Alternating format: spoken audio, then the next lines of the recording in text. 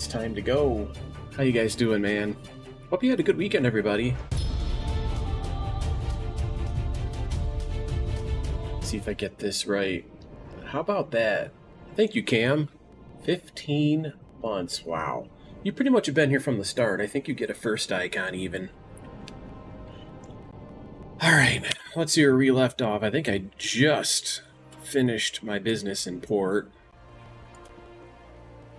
Let me check my mouse settings. I think I had it on too high of a resolution. So, did everybody have a good weekend? Weekend's over pretty much. Here in my time zone, it will be in about an hour and a half. Starting at a more traditional 10:30 on the stream tonight.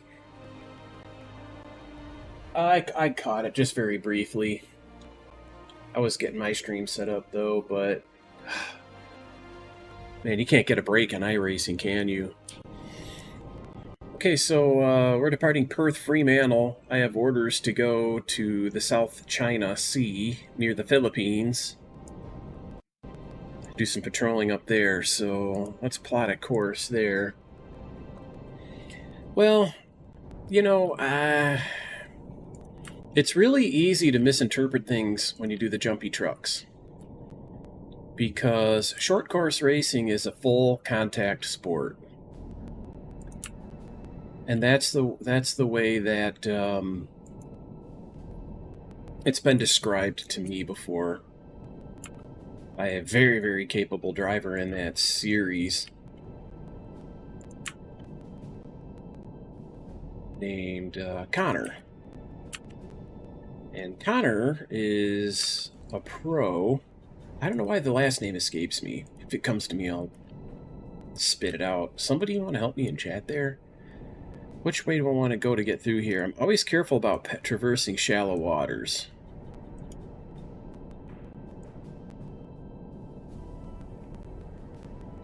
I'm going to go up this island on my way there, because I'll catch fishing boats probably and be able to sink them. Yeah, Connor Barry's awesome. He's such a good dude. He raced in Monday Night Racing.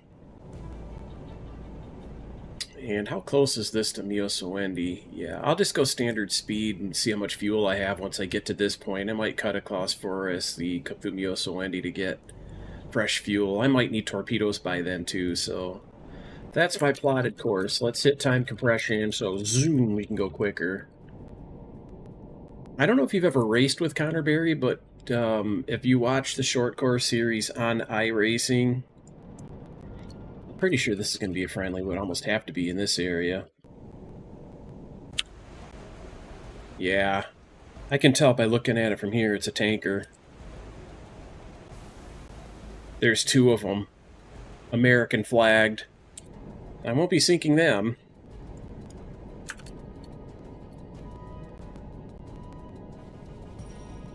Alrighty, Cam. I'm watching. You still got your stream up over here. I see you've switched back to Call of Duty. Talk about jumping out of the frying pan and into the fire.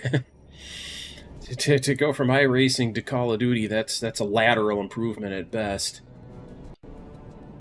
You know, I got a call on Discord from a younger kid. What, am I getting a radar contact?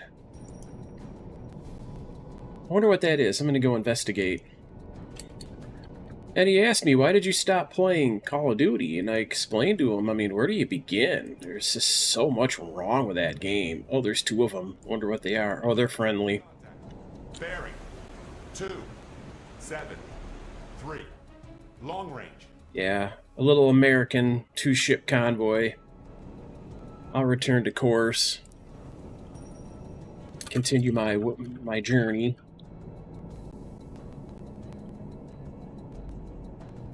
So, man, when I used to stream DMZ, and this is how I explained it to him, I never liked Call of Duty DMZ, okay? What I liked was the map. And so I tolerated Call of Duty for the sake of being able to play that map. We go all the way to 8K, 8,192 time compression. What I really, and it's awesome, and to rehash what I basically told him is I've been gaming since pinball machines. What speed is that? It's slow, so let's go up there and see if we can intercept that.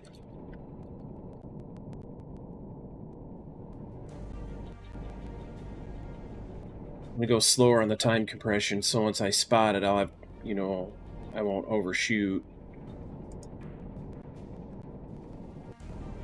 Ah, it's friendly. Head to the right. It's getting to the point now in the war that I'm running into friendly ships, not enemy ships. Am I gonna collide with this guy? That autopilot thing took me real close to him. That's technically Dutch. That's not American. It's either Dutch or French. I think that's Dutch. Well, it could be French. Either or, I'm not going to kill him.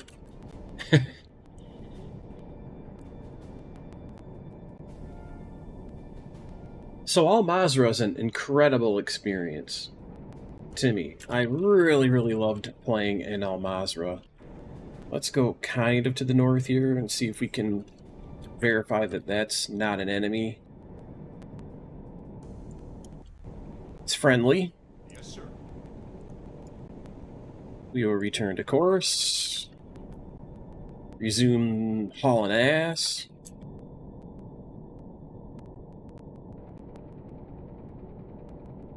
Another radar contact, also probably friendly at this stage of the war. I won't even go look at them. It's just been all friendly ships over here. Once I get further north, we'll start getting more to where the Japanese still have, well, where they can safely sail the ships without our air power destroying them. There is a convoy coming here.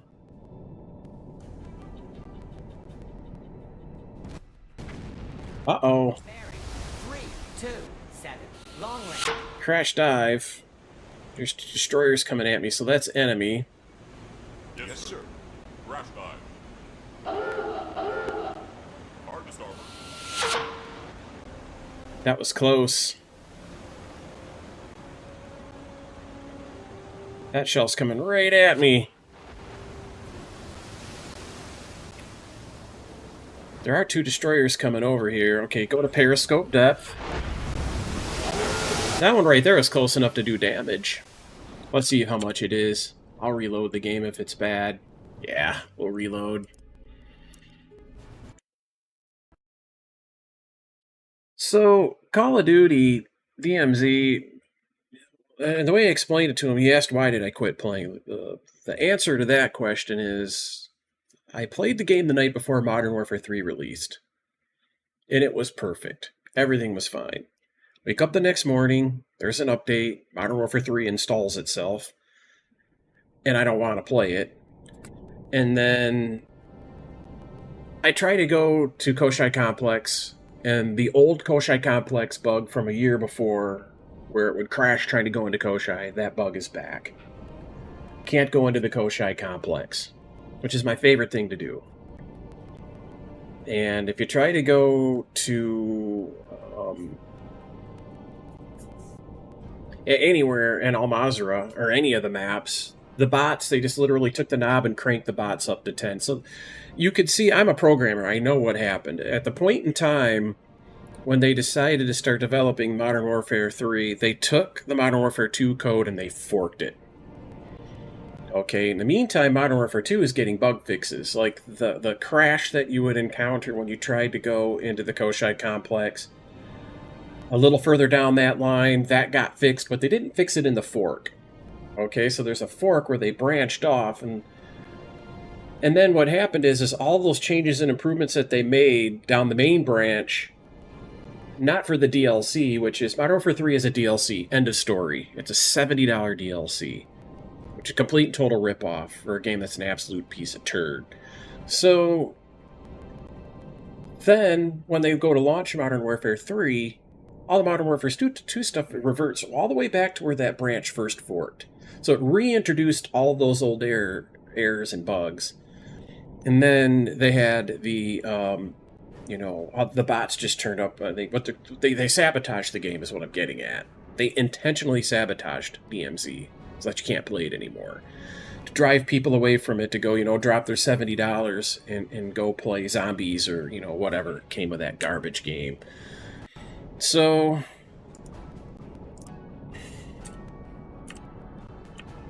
that's why I quit playing it. The only part of the game that I liked, Al Mazrah, is basically still there, but it's broken. Now, I was watching another streamer, I think it was earlier today, matter of fact. No, was it earlier today? Yeah, I think it was. Yes, it was. It was earlier today before I went and started playing around with iRacing. I had to do race control for the Porsche Club. I'll remember to save a checkpoint this time so I don't have to repeat all this BS. And wouldn't you know it, but she's down in the Koshai complex. I thought, it's Kimsey. I love watching her stream. She's a sweet person. She's a really nice person. And a good streamer. So I'm like, how? How is she getting into the Koshai complex? I even asked in the chat, you know, did they fix that bug? Can you go to Koshai complex now? And she didn't respond. She's not really good about reading her chat. You know, when she gets focused on the game. Me, I had my stream set up so I can see the chat all the time. I can see the chat right now. Other than, you know, YouTube and Kick, I don't pay attention to those chats. I would if there were people there watching. Right now I'm just streaming to those because why not, but... And the other thing, too, is I've laid a couple of ground rules. Hang on a minute. I have a couple of ground rules from now on for gaming. Number one, I'm not going to play a game that has freaking cartoon characters, you know, cats and dogs and deer antlers and just stupid Fortnite shit. I don't play Fortnite because that's just childish ass BS. I am not a little child anymore. I don't want to play children's games. I don't want to be an adult playing children's games. I'm just not going to go there. I was a kid once, and I'm not going back. Never again. I can't go back. Why go back mentally? Why regress? I earned my adulthood. Right? Why would I... Let me save a checkpoint so in case, you know, I get blown up without the game coming out of time compression again. That's regressive. I'm not going to drink out of a baby bottle ever again. I'm not going to suck my thumb. I'm not going to pee my bed. I'm a grown-up. If I'm not going to do all those things, why would I play a dumbass game like Fortnite with all little children shit all over the place? Cartoon-ass characters. Sorry. Mentally, I'm not there. I can't go back. I just can't do it. I growed up once, never again. I'm not going back. So, as long as Call of Duty has these skins with rubber duckies and all the bullshit. Sorry for the bad language, but that's going to be Japanese. Single contact. Bearing 315. Let me put a marker here. I'm not going to play Fortnite. I'm not going to play Call of Duty. I'm never ever going to play a game again that I have to kill people 18 times to actually get them dead. I have to kill them once, you know, shooting at them with a machine gun. Let's reload. Okay, now the plates are gone. Oh, okay, now they're laying down. Okay, now they're laying down. They're injecting themselves. They pop back up and you gotta kill them again. Never again. We're not going there. It's stupid. It's actually unbelievable how terrible gaming has become. I don't know how I got to this place. Actually, I do know how I got to this place. A bunch of woke-ass children are now 18, 19, 20, 24 years old, and they've been hired as developers for these games. You know, all the old school guys that know how to make a game sensibly, they're gone. The only people who know how to do anything sensibly. I feel sorry for the younger people these days. I really do. They're the only ones that don't realize what they're doing to themselves, and that's troublesome. You know, honestly, it is. Let's take a left turn. We're going to intercept this formation. Yes, sir. I just need to go a little bit west of north, or north of west is what I meant to say.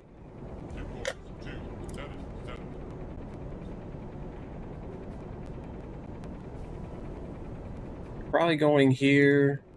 I don't know how fast yet. Let's go straight west, actually.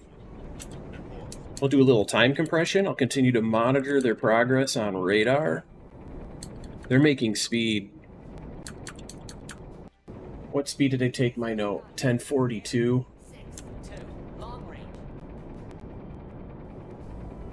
Let's go to 1112. That's 30 minutes. Let's fix my plot.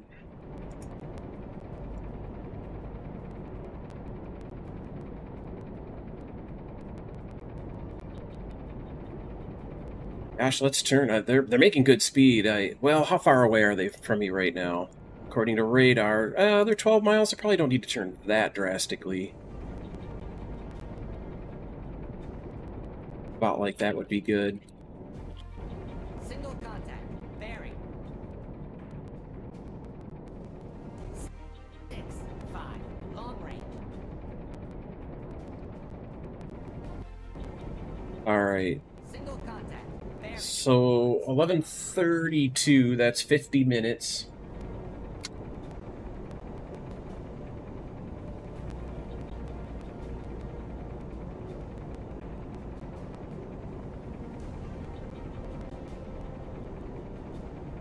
No, it's not. Yes, it is. How far did they go in 50 minutes, you guys? Let's make another second measurement.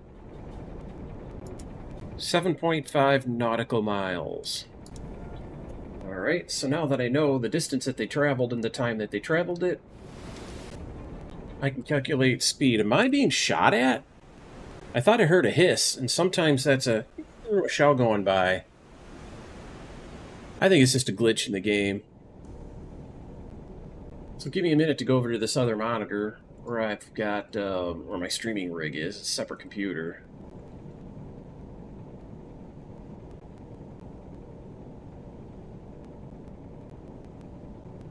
Got 7.5 nautical miles.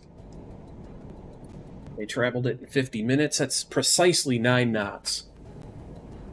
That's a good round number. I know I've made good measurements and gotten a good result from that. So once I start to go to attack these guys, I'll already know their speed. I'm going to turn off my radar because as they get closer, they'll begin to realize that they're being tracked. And they'll end up starting to maneuver. I'm going to have this screen nudged where I need it for visibility. I don't know why that I have to do that. Why didn't they just design it so that's the default view? Okay, so I'm going to intercept them here. And it's easier to make torpedo calculations when you approach from a 90-degree angle. And I want to be approximately 1 nautical mile away. I'm in good shape here. So I'll use time compression. Periscope depth. We'll take a 45-degree right turn.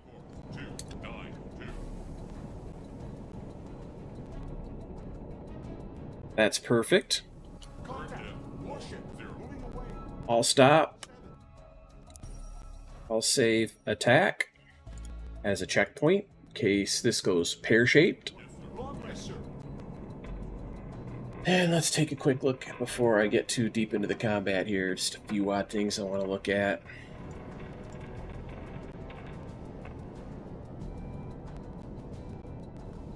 Yeah, I'm watching you, Cameron. I don't know if you can hear me or not, but you're jumping off a plane. There's a guy in a rabbit suit. Lord almighty.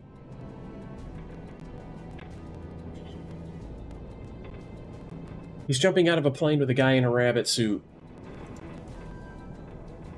What the heck kind of fetish is that? Alright, well, let's go look outside. This is going to be a little on the iffy side. I don't like the rough seas, but, you know, a daytime submerged attack, I can make this work. I'm going to let them get a lot closer. Right now, they're quite a distance away. Once they get a little closer, they're 8 nautical miles out. Once they get real close, then I go to silent running. That helps prevent you from being detected inadvertently.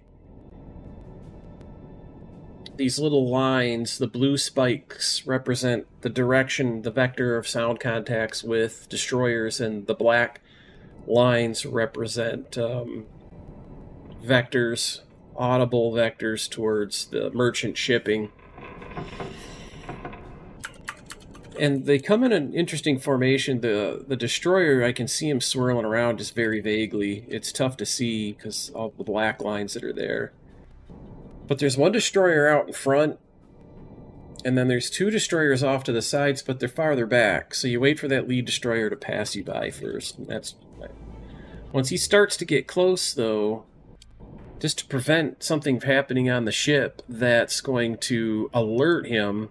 Yes, sir. Because he's listening with hydrophones too, so if I make any noise on the submarine, that gets transmitted through the water, and they can detect you. I go to general quarters.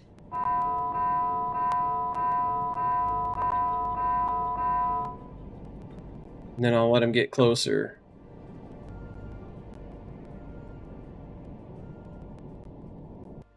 Now at this point, to get him closer, I use time compression so you don't have to sit and wait. But they got a destroyer right here. Alright, they have another destroyer out here. And this one is kind of off in La La Land. Every once in a while, they think something's going on out there, and they'll take off. They'll break away. This guy broke away from the formation to go investigate off to the northwest of me. So we're on track here. Everything's on track. I'm just gonna wait till this guy gets by in front of me. Actually going to go ahead and start plugging information into this about roughly how these ships are configured. The freighters are going 9 knots. The destroyers vary their speeds, and they vary them a lot. I don't want that running. So I have all these views set up the way I'm going to want them here. Yeah. There are all of the freighters. What I've got to do now is locate the destroyer. He'll be somewhere in front. These waves are probably hiding him. That's a big ship on my end of this formation, by the way. That convoy is going to go right by me with, I think, about a 7,000 tonner on my side. Where is the destroyer, though? Nope, that ain't him. Oh, there he is. He's pretty much dead ahead of me, so... Yep, that's him. I got a quick, brief look at him at 020. I'm going to go ahead and go to 1/3 speed. And while I start to work myself towards... See, with that destroyer in front of me, he's going to sail by. So I can start to get closer. In fact, I have to. If I stay where I'm at now, he'll pass me in front, sure enough, but there's another destroyer coming from the side. I need to be where I'm not in front of him anymore. So I start to move forward. I'm going to be very close to that convoy, behind the lead destroyer, and off to the side of the one coming up the side, so I'll be undetected. That's how you want to approach. And I'll use a little time compression here to zoom by it.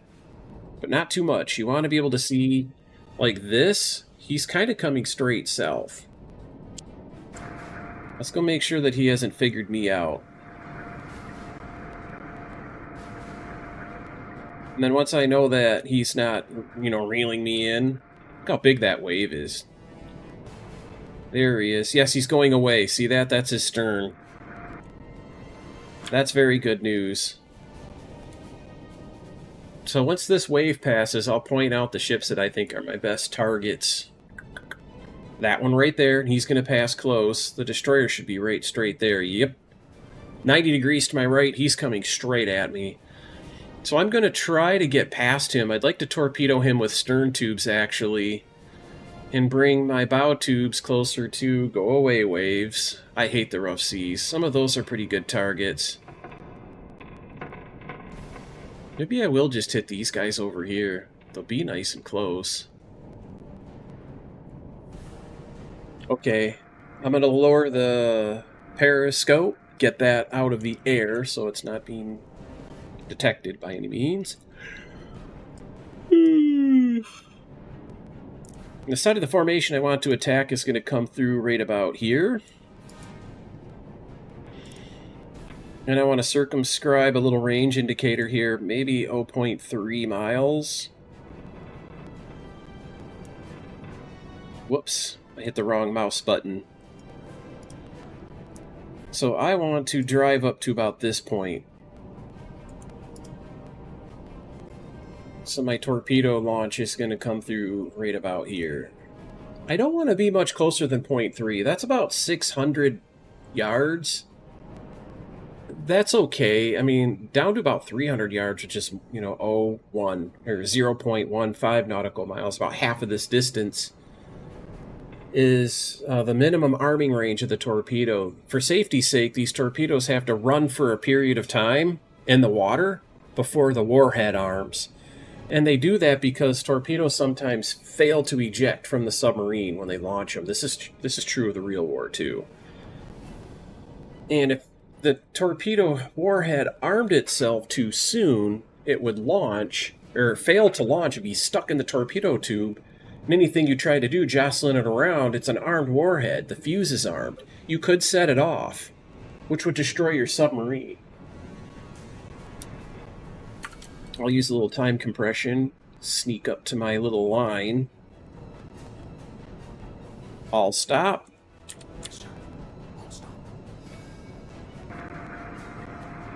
And I'm actually going to come over here to my depth meter, and I'm going to sneak about 5 or 6 feet of depth. In doing so, part of my superstructure, the periscope tunnels, the periscope masts, they're going to be above the water a little bit. That's not something that you normally want, but it's the only way to pull this attack off reliably, I think. That is a good target out there.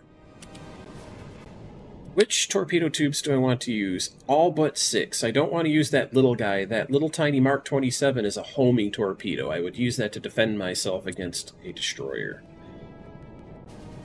So, hey, I appreciate the sub over there on YouTube. Like a Walker. By the way, I love the name Walker. There's a township near where I live called Walker. It's pretty cool. It's a nice place. But Walker's kind of a famous name. I know I just got done watching 24, and there's an FBI agent named Renee Walker that hangs out with Jack Bauer in that TV series. This is kind of cool. That's not it. I'm looking for 5 masts. That's it. Large, modern, composite freighter. 24.6 foot draft. I'm going to launch 2 torpedoes at him. Tubes 1 and 2. And I'm going to go 21 feet. We want to be several feet shy of his maximum depth because he's going to pitch in the water a little bit.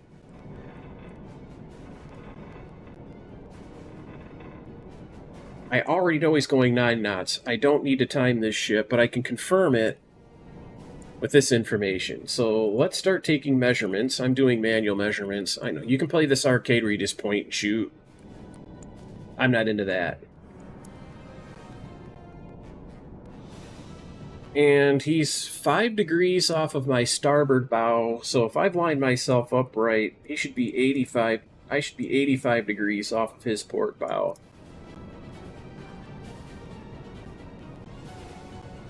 I'm going to take a second set of measurements.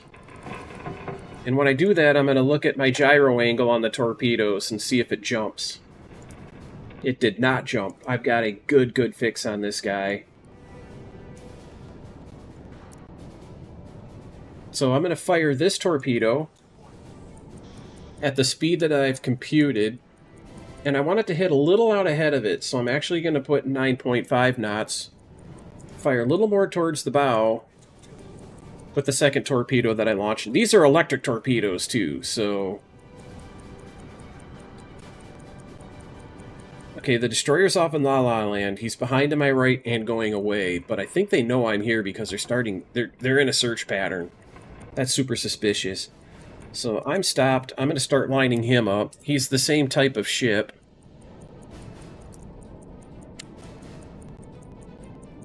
And 55 degrees, 90 minus 55 is 35. So I know that I'm 35 degrees off of his bow, if I've approached correctly, and I'm sure I have. Let's check his range. The range is basically immaterial. This guy is so close, I gotta fix this actually. I have 9.5 knots plugged in, and that's not right. I've actually got to zoom out to see this guy. There you go. He is so close. I gotta wait for that little wave to break. I want to measure very precisely here. That's probably very precise. Yep, 600 yards. I'm at 45 degrees. 90 minus 45 is 45. I'm getting torp hits. Oh! One of my torpedoes hit a ship on the way. That's not even the ship I was aiming at.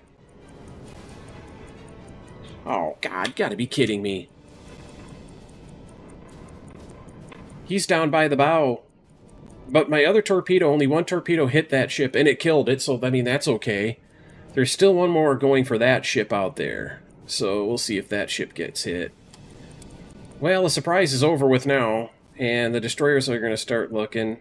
They're going to know that ship took a hit from its port side. They're going to come on this side looking for me. That's quite alright, I'll be long gone. Let's see if my gyro angle jumps. It jumped back. He's actually slowed down. 30 degrees. 90 minus 30 is 60. Let's clock him. He's slowed down to 6 knots. Meanwhile, let's get torpedo tubes 3 and 4 open and set their depths also to 21 feet.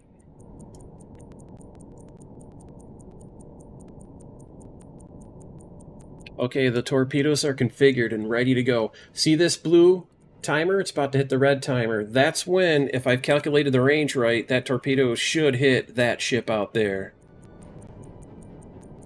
It's late, which means I probably underestimated the range. So the torpedo will likely miss. That's okay, I'll get this guy instead. I also hit another ship on the way. He's going faster than 6 knots now. 90 minus 20 is 70 off the bow, port side. This thinks he's slowed down to 3 knots. No, I don't think so, Cupcake. I'll compromise.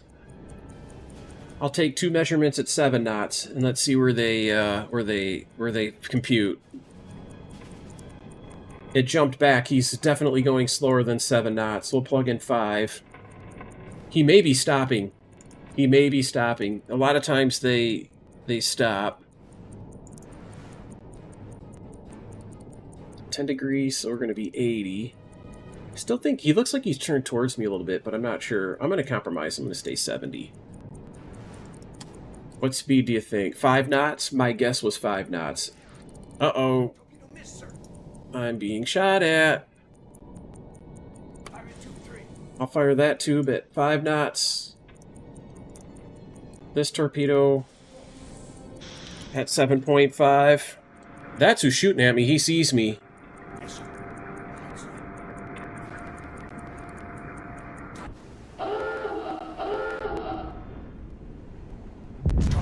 That torpedo hit. Have some. That torpedo hit. Clobbered him. Alright, I'm going to go to the observation periscope.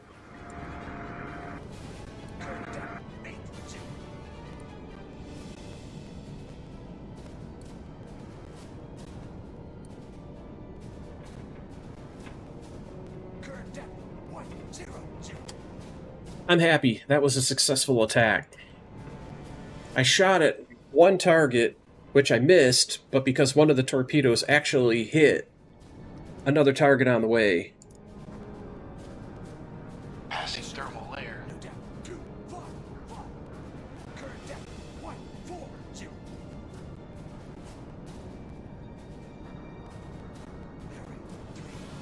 I'm watching to make sure I don't collide with the wreckage.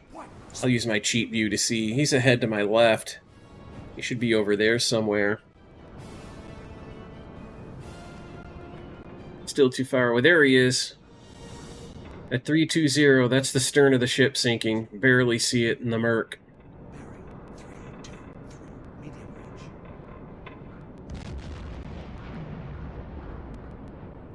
Bearing 346, medium range. Yes, sir. Let's climb back up to 100. Current depth 209, medium range. Behind to my right warship, slow screws. There's a warship ahead to my right, closing in, and he's not sure where I'm at. Let's go back up to periscope depth.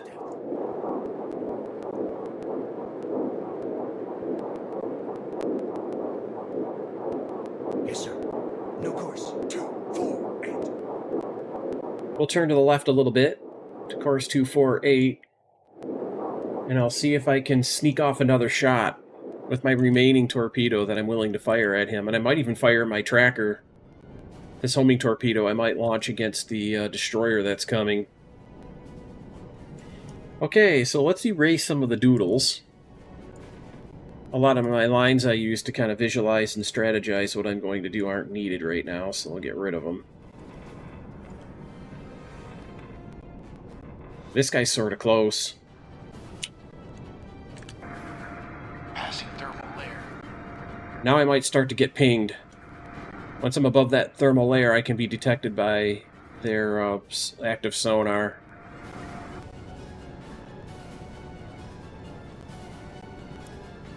Let's go up to 55 feet. New depth 5, 4.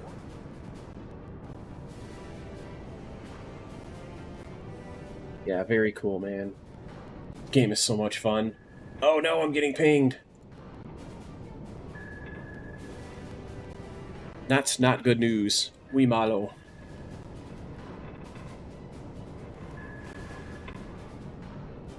Pings are a little bit weak. I'm gonna see if I can sneak off and attack. Is there anything directly ahead of me? Frickin', I hate attacking in rough seas. He's behind me, to the right. They both are. Oh, check it out. Either one of them are on me. That one's sort of close. He's definitely pinging me. Yes, sir. I'm gonna go ahead flank, hard to port.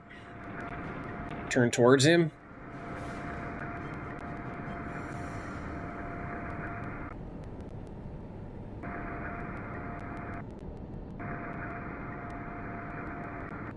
Yes, sir.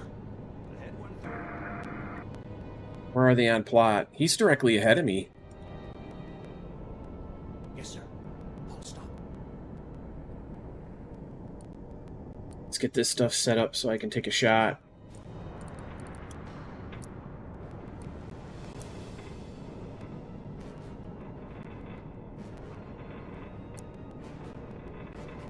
Where do I want to fire off? Right there. 526. Torpedo in the water. Let's see if it gets him. Turn that way. Come on, baby, start homing. It's fun to watch when these things start to home. They start to fishtail around. Oh, this could be a hit. Ping me. See what you get. I hope it starts to home. It hasn't started to home in on him, because it's going to miss to the left. It's a good shot otherwise, though. Come on, man. You're supposed to home in on him. He's right there. Go, get him. It's broached. Are you deaf? I can't believe that thing didn't go after him. These things are worthless. Yes, sir. Hard to starboard. Hard to starboard. Yes, sir. Ahead 130. I mean, I could try again. Maybe they didn't run long enough. Tube 10.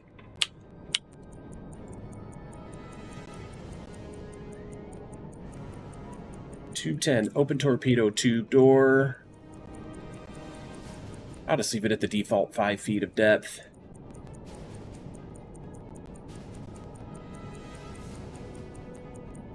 Let's actually get this thing set up so I can just point shoot. God dang it, let go.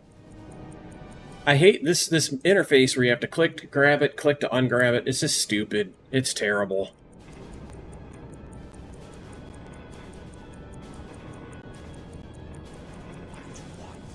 Yes, sir. Yes, sir. Torpedo in the water. Whoops, wrong thing.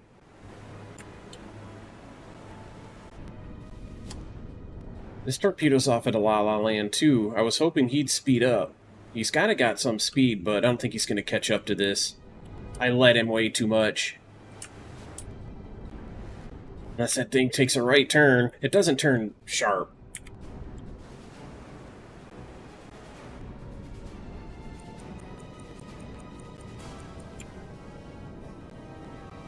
Okay, so those were a waste. Yes, sir. No course. 3, 1, 3. Yes, sir. Yes, sir. No depth. Yes, sir. 5, 1. I'll go hard to starboard. I'll take a course of 315 degrees or thereabouts. I'm going to head back towards these sound contacts. Bearing 149. Short range. Right here, Yes, sir. Deploying decoys. I'm going to deploy decoys. They're depth charging back there. But the point of these decoys is they're, you know, roughly 90, 100 feet. You can see them bubbling. That's the decoys that are bubbling like that. Oh, shit! Yes, sir. Ahead full. I didn't realize I'm stopped. Current depth. 1, 0, 0. I'll make a little noise with the propellers. The decoys are making noise. I'll try to get those destroyers to start making runs here. Current depth. 1, 2, 0. See if I can find them. Yes, sir. Ahead 1/3. Passing thermal layer. Okay, so I just passed the thermal layer and the pings quit. I think they found me. Current depth. I hope they haven't. 0. I've been looking around and I don't see them making a run on me. I hear them though, they're super close. Oh no! That's my own torpedo! I hope it's not homing in on me. Remember that torpedo I shot? Look at this. That's my torpedo! It's directly above me. Good thing I dived. It's on the surface. It's...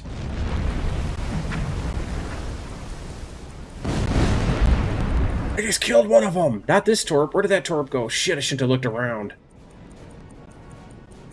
My homing torpedoes are out there circling around killing them. It's going dead ahead of me right now.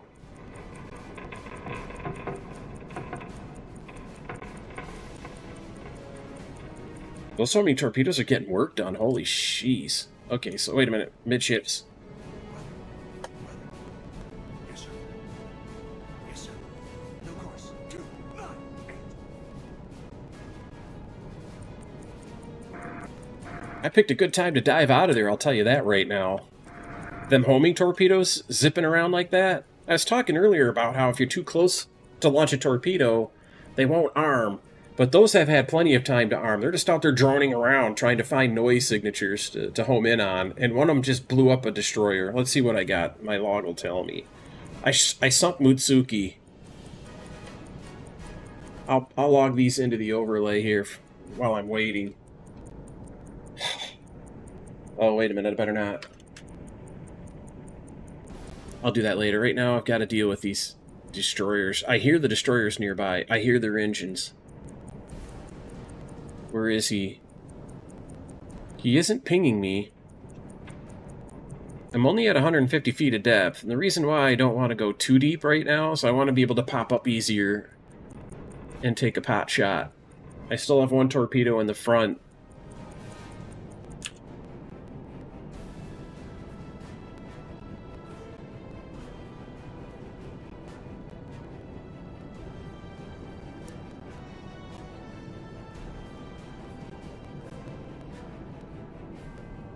There's a ship ahead to the left. What is that loner doing out there? And there's a bunch over here.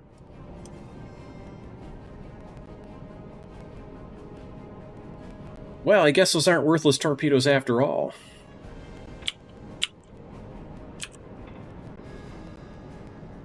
Oh, wow. Autoloader's on. I don't like it. I mean, it's okay. Well, yeah, I can leave that on, actually. The reason it's okay if I use the auto load right now is because I don't have different kinds of torpedoes. These are uniformly the Mark 23s, or Mark 18s, rather. I have Mark 18 electric torpedoes across the board. I have so much renown right now, I can just afford to buy all the good stuff. We're green across the top here, so I do have my crew at battle stations, general quarters.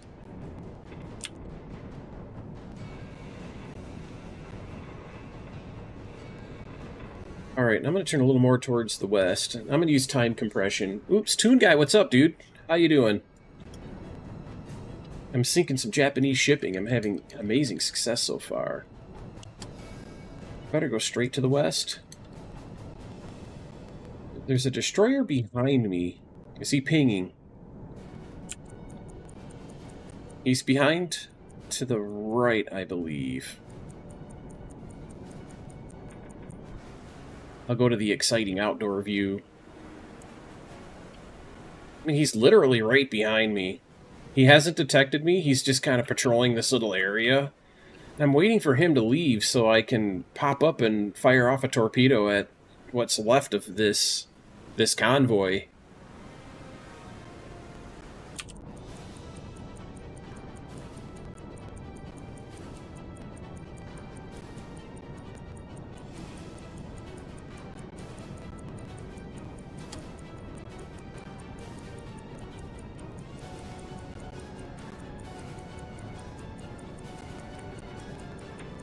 In case I do get a pot shot, let's just plug in a default 12.5 feet, just an arbitrary number. Some of the smaller vessels I might take a pot shot at, that'll be deep enough. So I'm hearing this ticking and it's obnoxious. I don't know how to make it stop.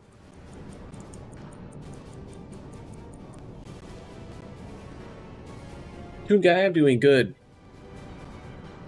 Well,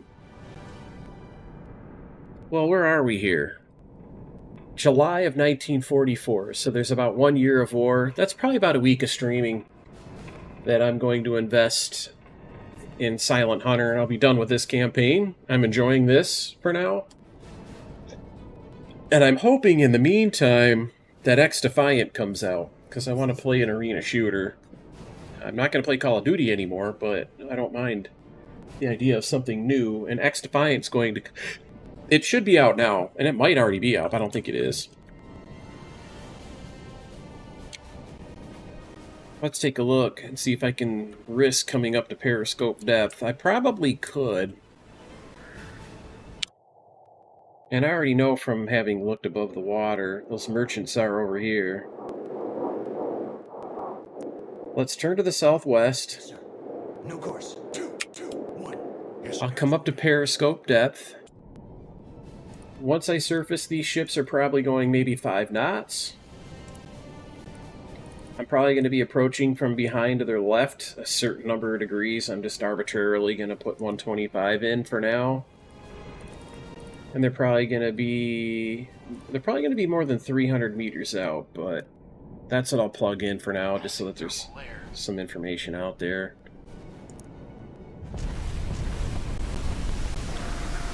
Okay, so I have passed the thermal layer. I actually want to rise to about 55 feet. No depth. Fly. 3.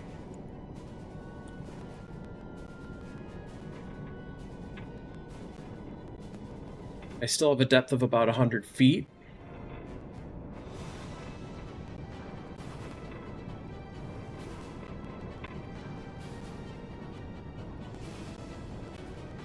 Still hard to port. I am now at 90 feet.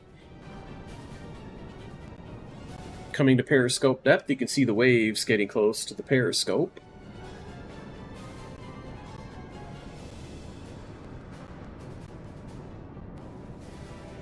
Periscope is just barely touching the waves. We're at 70 feet. Got about 15 more feet to go, and I'll have this periscope above the waterline. The rudder is coming back to midships, so the chief engineer's got me on about the heading that I want.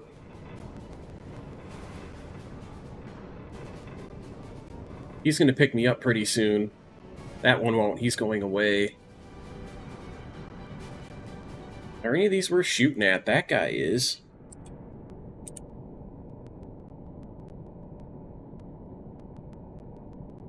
Yes, sir. No course. What? Let's see what he is, though. A two-master. His cranes are up. He's got a pretty tall funnel. It wouldn't be this guy. That funnel's too short. It otherwise looks like that. It's probably a medium or a small old split. There's a medium modern. That's not it. It's not that one. That's it right there. Small old split. Gosh, that's hardly even worth shooting at.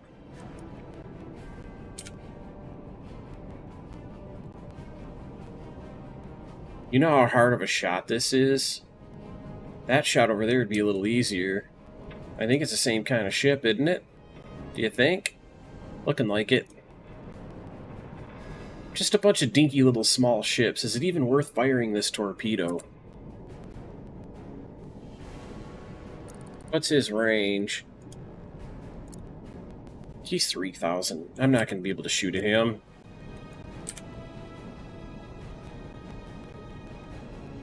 Yeah, they're all getting too far away. If you look at their markers here. Yes, sir. Hard to starboard. Hard to starboard. Yes, sir. Yes, Let's head 240. 2, 4, 2, Dive to 150 feet. 1, 4, 9. That should get me mostly below the thermal layer.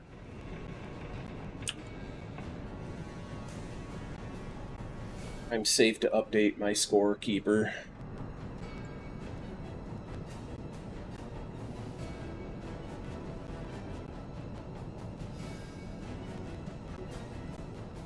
Current depth 80. Sorry for the late start today, guys, by the way. 3269. That just means I'm not going to stream for as long, unfortunately. So 3269 plus 7,178. That's a big one. Plus the Mutsuki. I love sinking warships. 1,772. Gives me a total tonnage of 12,219, spanning the 3 ships.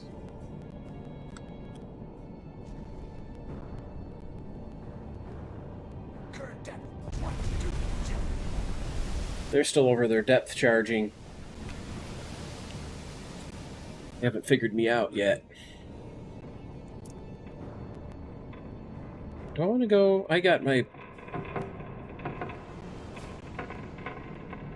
That was a decent attack. You know, the thing is, there's really nothing out there that I... There's one 7,000 tonner out there. It's almost worth pursuing, but kind of not. Layer.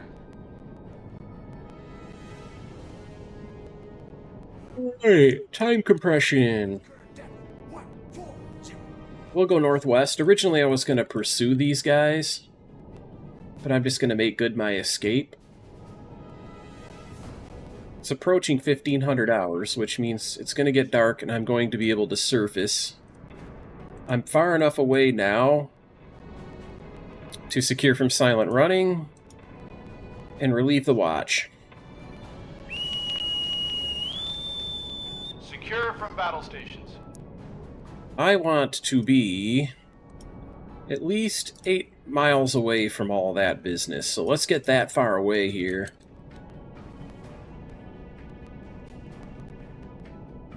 Torpedo tubes are reloading, everything is cool. Let's blow ballast and command the crew to return to course.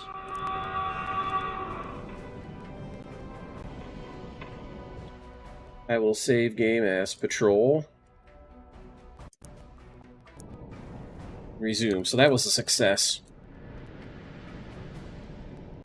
I'm going to keep the radar off for the time being. Once it gets dark, I'll turn it back on. How are we doing on fuel? About 2/3 of a tank. You know, I'm going to be out of torpedoes, I think, by the time I get there. I don't really know. Let's go to 2/3 speed. I'll start conserving fuel.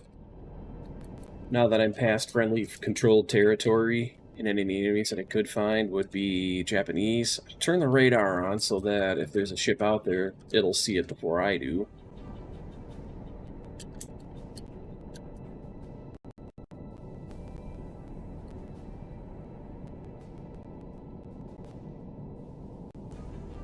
Ah, look at it going right through this little strait. That's going to be aircraft. Let's crash dive. I'll use time compression until it gets down to depth, and then I'm going to go to 1/3 speed. It's 0657 hours. I'm going to slow to 2 knots because I can stay underwater all day with the battery at that rate, but I might pop up. It's after 11 o'clock. Let's pop back up and see if the planes are gone. They are. Good. Batteries recharged. Radar contact. Crash dive again. Rinse and repeat. It's so scripted. The airplanes do not do random air patrols. They're always targeted. They always fly by. Sometimes just a little bit off the line where they won't spot you, and sometimes just close enough that they will, and they'll swoop in and attack. But it's scripted. They're always going to be there. And there's no escaping it. Let's surface the boat. Uh-oh. There's a large convoy coming, you guys. I'm sailing right into it. Let's take inventory. Torpedoes are good. We're fully loaded and ready to go there. I'm going to mark the map to show where I think they're going to go. That's probable. And that's at 14:30 hours. I'm going to make a note of that time.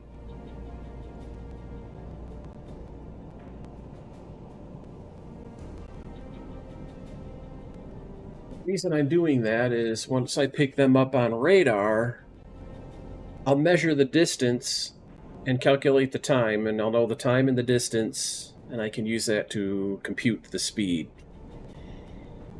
It makes it much easier to work out your torpedo solution. So what speed are we at? 2/3 is good. I think I'm on the surface.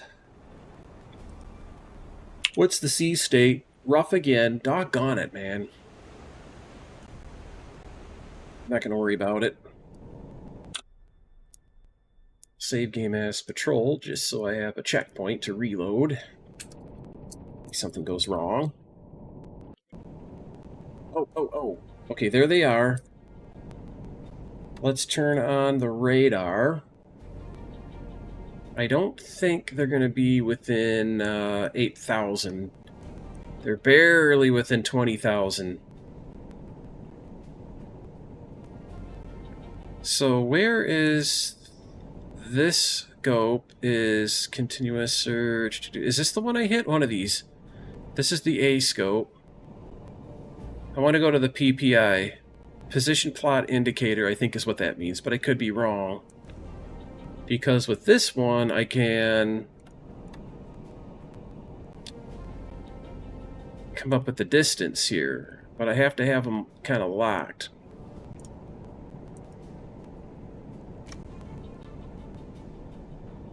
There we are. I'm seeing him on the oscilloscope now. Why am I not seeing him on the PPI?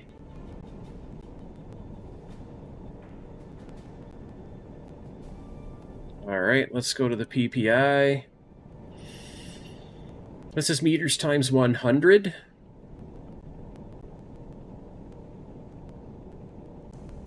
And I can see their range. That's 15,000, that's 7.5 nautical miles. So now I can come here, and I'm going to make a mark. Normally when you're doing this full manual, you'd have to, measure it out. But I have it set up so it shows these things, and I think that that's more fun. Let's put that marker there. What distance do I have on them? They're getting to the point where they could probably see me. 8.5, yes, yes. Let's go to periscope depth. Yes, sir. Periscope depth. That mark is at 1505 hours. Okay, so then what you do... Let's correct the plot to begin with. Probably more or less like that. Just for scale and reference, I'm going to see what 1 nautical mile looks like here.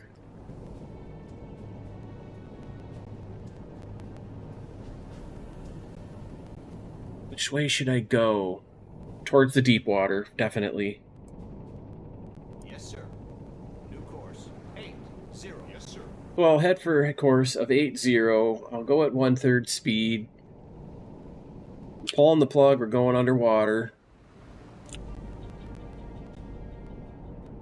And this mark is at 1505. So, oh my goodness, I didn't put the time down in here, did I? Damn. 40. It's okay. Damn, that marker's gone. I wish I remembered what time it was. I meant to type it in. I came over here, the editor, and then the numbers just didn't end up in there. Sucks. That's alright. I'm still going to be able to time them. It's not. It's easier when you do it with radar, but it's not impossible to figure out. I'll show you how.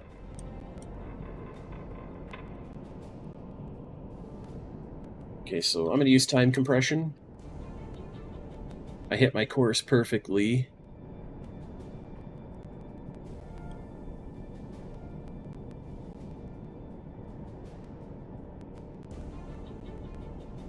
And I'm waiting until I want to be about 1 nautical mile out. Okay, I'll stop. This is probably good. I'll know for sure in a minute. What I'm watching is you see this blue line sweeping under time compression. This formation is slow. He's coming right the frick at me. Oh my goodness. I can actually see him. Send my drone out to go look at him. You know, when I used to play this game 17 years ago, I wouldn't do this. But it's just still fun for the stream, though. Go take a look at it. Look at that old junker. That old piece of junk. That's a Minakaze. It's very old. You know, maybe this is accurate to the war. They just don't have any big ships anymore. These are all very small ships. I'm going to go to 1/3 speed.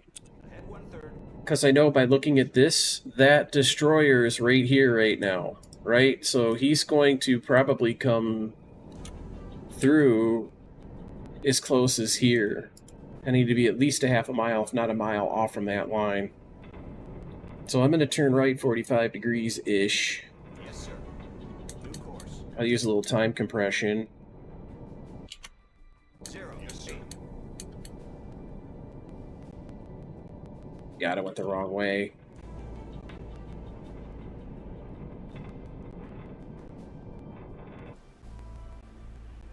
See how it looks.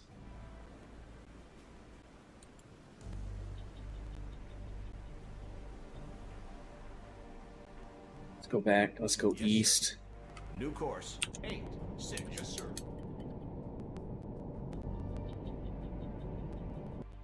Now I'm going to command my ship, oops, to go to silent running.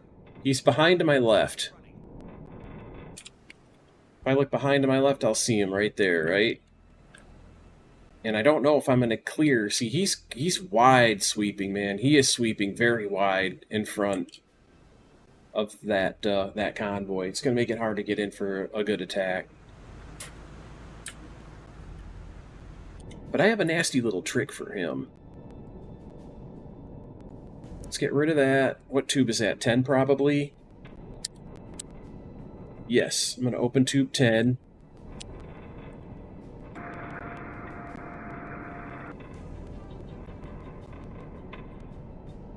Tube 10 is open. I'll have 5 knots plugged in. That won't matter. 90 degrees off his port bow. Look at this range scale it's given me now. I wish I knew how to just change that. He's probably going to be a half a mile behind me, 1,000 yards.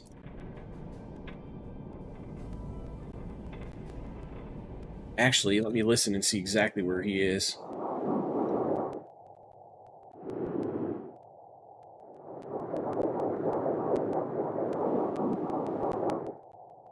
Where is he? That's my props.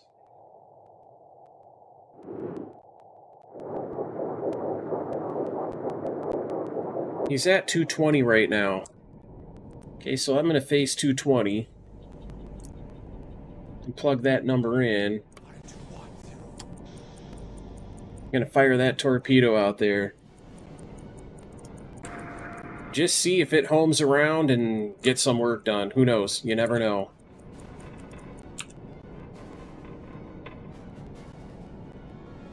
Let's turn to, I don't know, 030.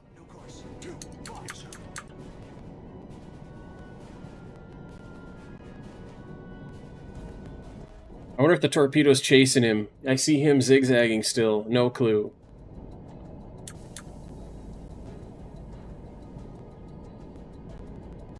Now the question is, with this guy way out here, do I want to use up some stern torpedoes? You don't get opportunities to use those that often.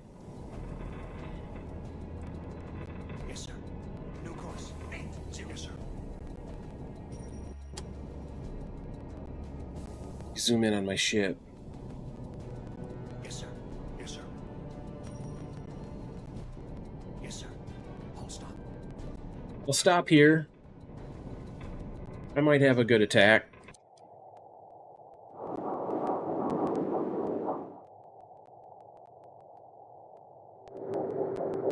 Listen. That buzzing you're hearing, that high pitch, that's the torpedo, the homing torpedo. And the slower, more loping sound that you hear, that's the warship. And the sound of my torpedo is in line with the warship. It could be hunting him.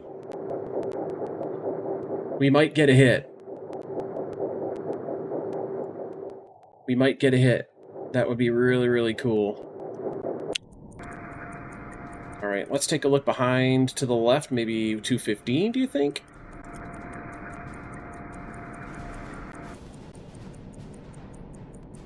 There's the warship. I wonder if my homing torpedo is going to find him. Hopefully that torpedo isn't going to come and get me. I have my engines off. Hopefully that helps. It'd almost be comical if it got me. My own damn torpedo. I've never had that happen. But I do want to look to my left, and ahead to my left, there's another destroyer out there. And I think he's at 310. I thought I saw his, a spotlight out there. Like his signal. They'll flash their searchlights to signal other ships. They have a tendency to stay off the radio. But that doesn't get detected. So look at this little guy here. Relieve the watch. Small old split. That isn't it. It's a modern. That's the modern one. Is that it there? No. Medium modern split freighter. I'm quite certain that's what I'm looking at. That's certainly what I'm looking at. Draft 21.7 feet. Open tube 7. Open tube 8. We'll go 17 feet of running depth on these two torpedoes.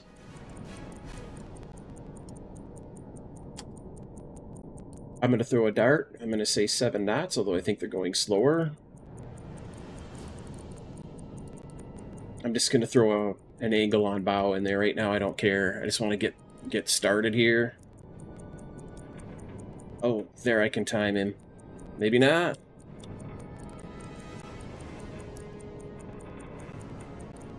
I'm thinking... Okay, 180 to 210 is 30 degrees. So that puts him at 60. That could be why I don't have the speed right. He's faster than 7 knots. Quite a bit. Let's move that up to 9.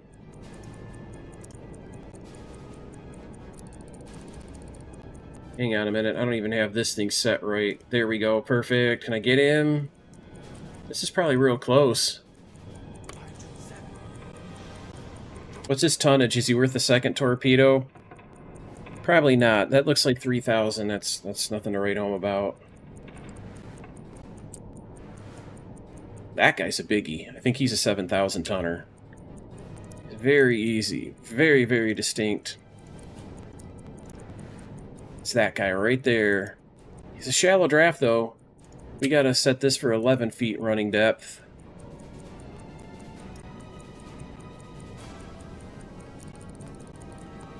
I'm just gonna throw numbers out there. I have no clue how close I am or not. Again, I'm probably 60 degrees off. That's probably about right.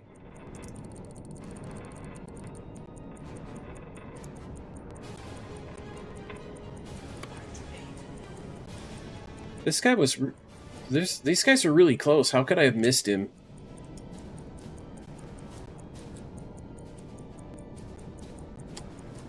"14 feet, just to see if that's the problem.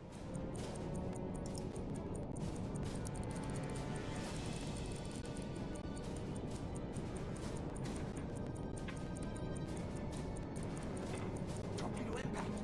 Oh, I got him! Boom! That'll slow him down. I can kill him later as a straggler. I thought I was getting ready to set up another shot on him. I thought I'd missed.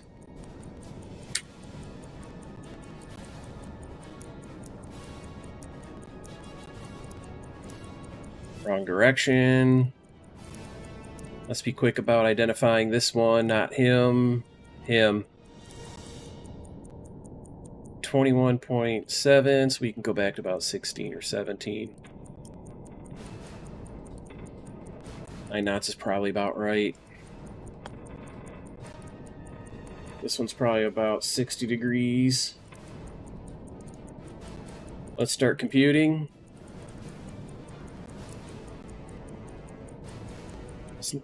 Closing tube, opening tube 9. 9 is ready to go.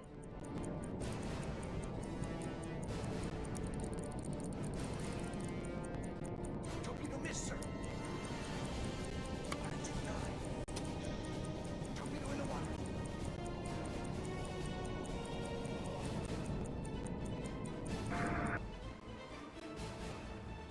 See if we can follow this torpedo. Where's my ship? Where are you, torpedo? It can be really hard to find electric torpedoes.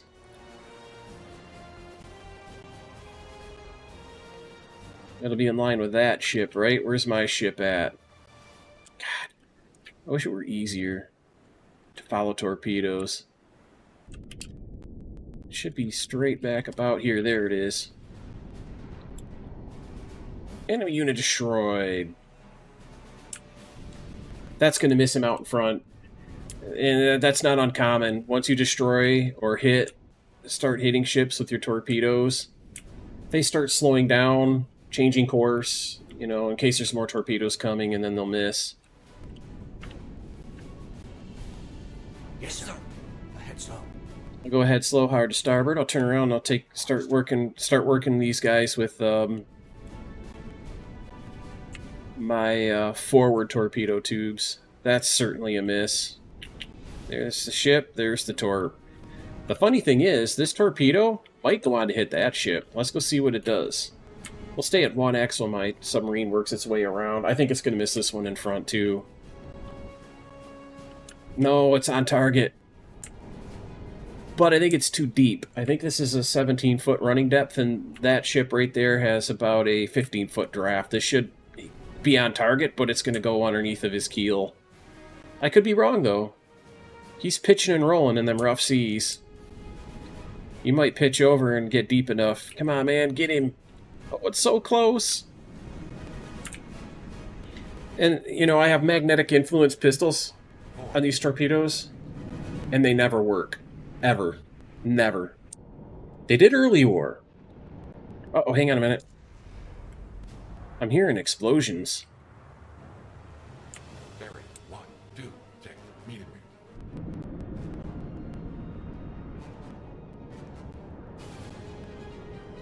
Fortunately, I don't have any tubes in the rear loaded. my tail end is going to be facing this destroyer, but the destroyer coming from in front. So that's going to be tube 6. Open tube 6. I'm going to make it look like these guys are coming right straight at me. Dang it, I got to make this thing face forward. So stupid. Wish you could just plug in the bearing. You can in Silent Hunter 3.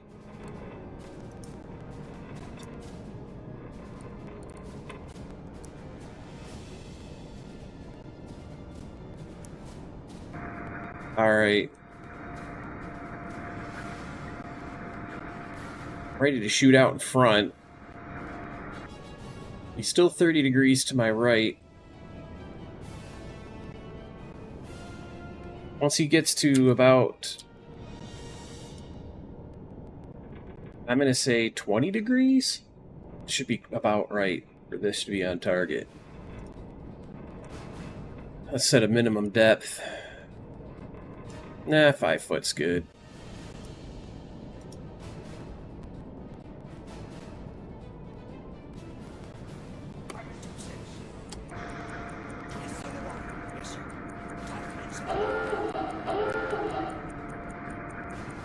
Dive plane set for normal dive.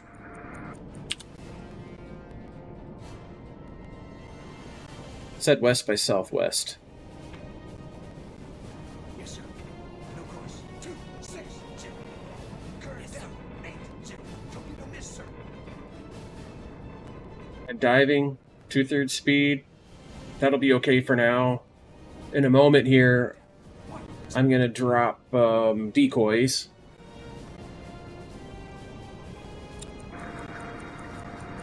We can watch.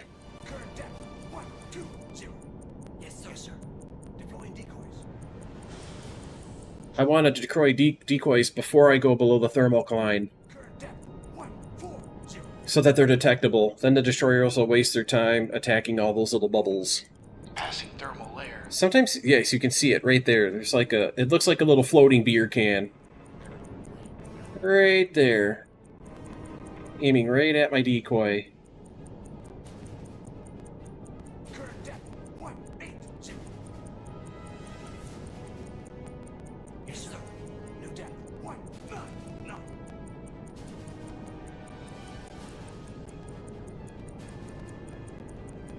Yes, sir. And I'll slow to 1/3 speed. So having deployed the decoy and left the area,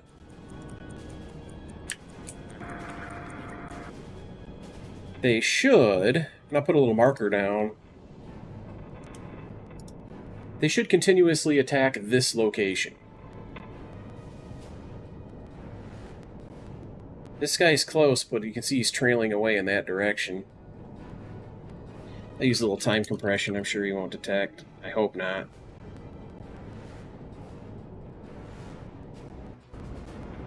Okay, good.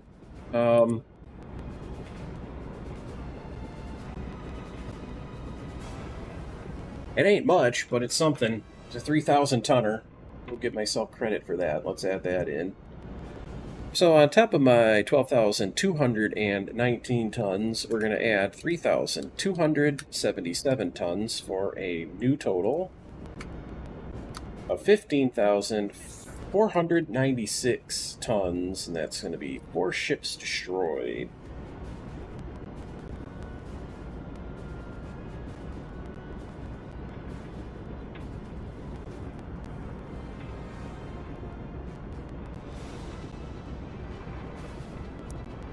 Let's look at plot, see where they're at.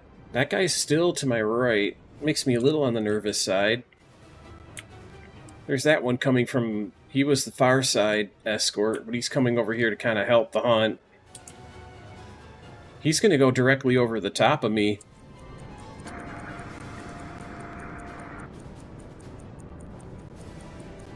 Kind of my left side.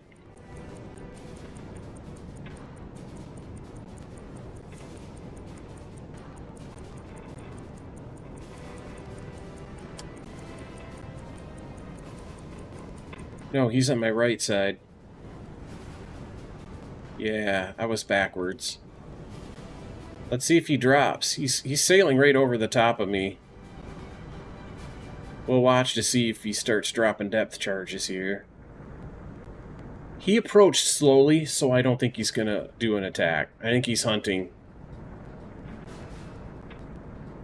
But I always watch for little, you know, trash cans to start sinking towards me, and if they're on target, I'll just quickly accelerate to full speed, get out from underneath of them. Okay, so he did not attack. Ugh.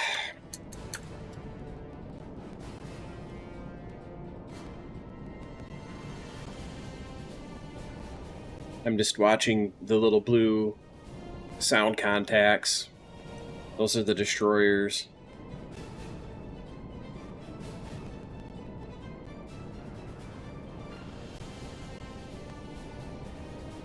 Then I'll turn back to course.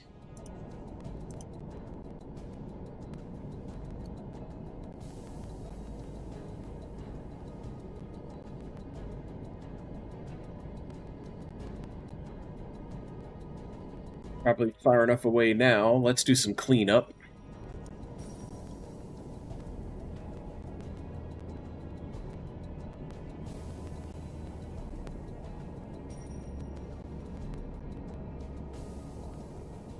Okay. Yes, sir. Yes, sir. Yes, sir. It's dark out. The crew will resume reloading operations. We'll get some fresh torpedoes loaded.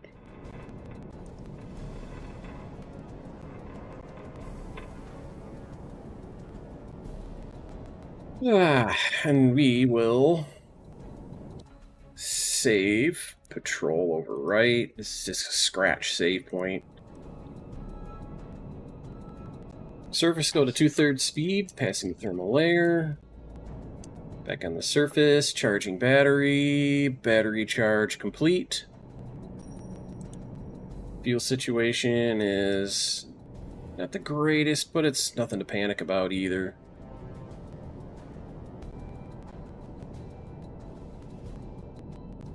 Go to big time compression and zoom through the ocean. Ship spotted. Bearing. Yes, sir. 183. Long Radar contract. That is a aircraft. We'll dive. 0. Go to 2 knots. We'll cruise around for a little while. It's 0800 hours. I'll surface at noon. Yes, sir. Low ballast. Go to speed 2. Recharge batteries. More planes on the same pre-programmed vector. Yes, yes. Not a lot of variety there, but hey, the game is 17 years old. It was before the days of AI and all that fancy stuff. 2. Yes, sir. Surface and try to put a charge on the can. Alright, radio report received. Enemy task force. They're at 121.43 east. No, they're nowhere near me, man. Anyway, there's a ship over here that's going slow. Yes, sir. Is he on radar? 2. Not yet, but he will be. Let's go after him.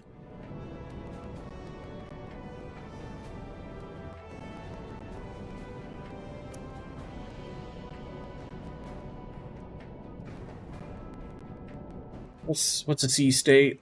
A little on the rough side. I want to use that 5-inch gun. I haven't really played with this 5-inch 25 cal. Let's get it loaded with HE. There's also star shells here. Let's use time compression to close in on them a little bit. I wonder if there's a way. I know my sound operator. That's radar. Here's sound.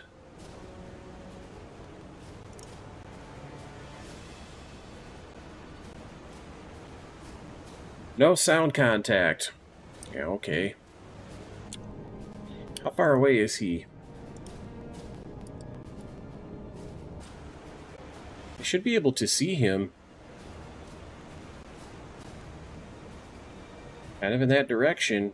There he is. What's the depth below keel? 400 feet. Good. That is a tanker of some kind. So Knowing he's on a course about like this.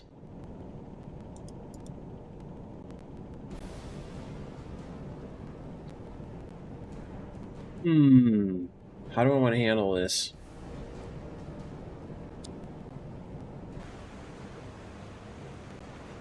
Well, one thing's for sure, I can't use the 5-inch gun on that thing. He probably also has a gun.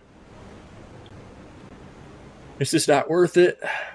God, I hate the rough sea stuff, though. How do I want to attack him? A night surface engagement?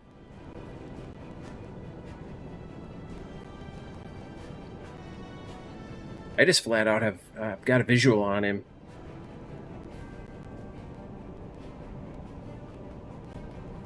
Let's turn to the right a little bit.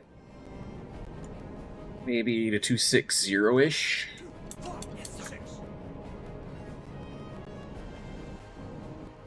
In case something happens here, I'll save attack so I have a, reload point.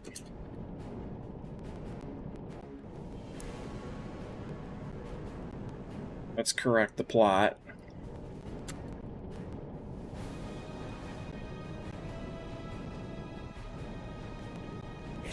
I'll stop.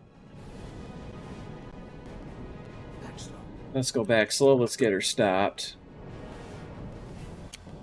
That's stopped. I use time compression to kind of help.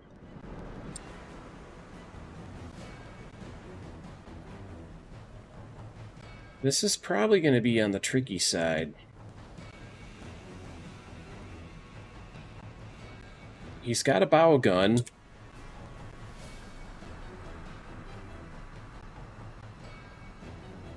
Yeah, we'll go to periscope depth. Seas are just too rough for a surface torpedo attack. Way too rough to do a surface torpedo attack. So, I have a pretty good plot on him anyway. My sound operator will pick him up. God, we're already so close. You're down. 4-0. Yes, sir. Stop. I'll use time compression to get him nice and close.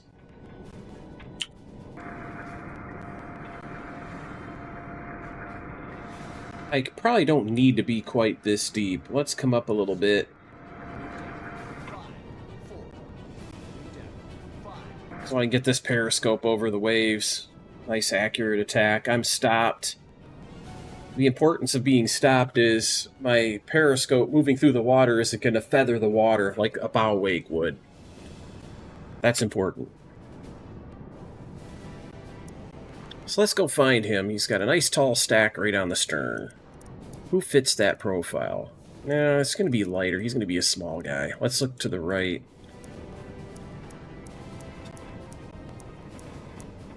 Not that small. Let's wrap around, try again. Not him. Maybe? Yeah, we'll go with that. A 4,800 tonner, that's pretty decent. 21-foot draft. Open tube 1 and 2. 21-foot draft, so we'll go maybe 17 feet running depth. On tubes 1 and 2. I think he's going pretty slow.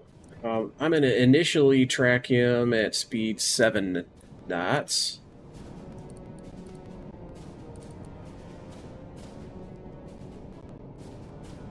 Probably roughly that angle. I'll do a more for sure calculation in a bit. Let's get his range. 920-ish. Let's see if that is true. There's no destroyer escort, so there's no reason not to do this. 5, 6, 7, 8. He's about 850, 900. Look at 850, 900. I was spot on with that measurement, so that's good.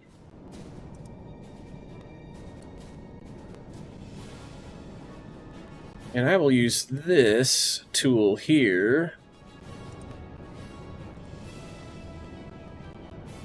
He's 43 degrees.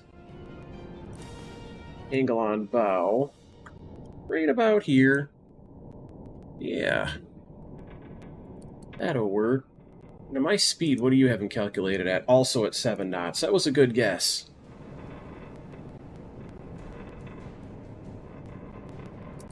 He got 2 people, you and somebody else racing. Did you go race again? Yeah, you are racing again. I just looked at your stream. You are a glutton for punishment, you know that? We'll take another measurement here, and then we'll fire. He's going slower than 7. I'm going to plug in 6. It thinks 5. 5 could be right.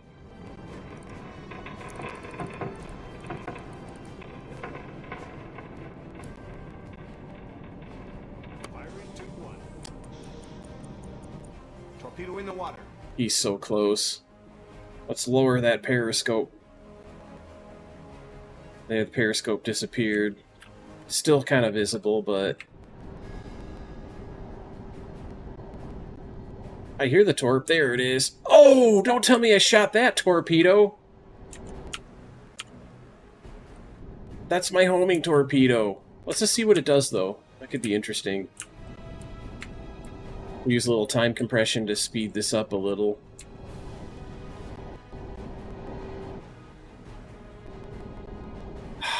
How did I screw up and shoot the homing torpedo?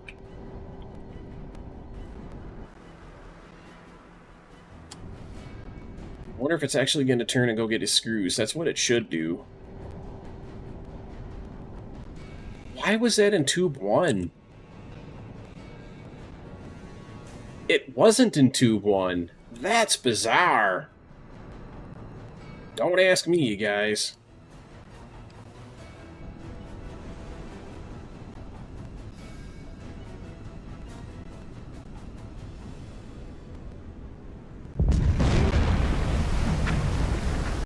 Oh, man. I think it's a glitch that it showed that type of torpedo. So we got him. They've stricken the lifeboats. Meanwhile, I'm going to go take credit.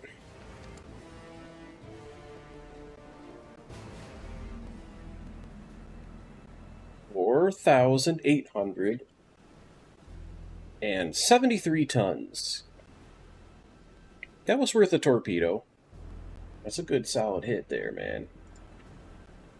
I now have 20,369 tons sunk. 5 ships. 5 victories.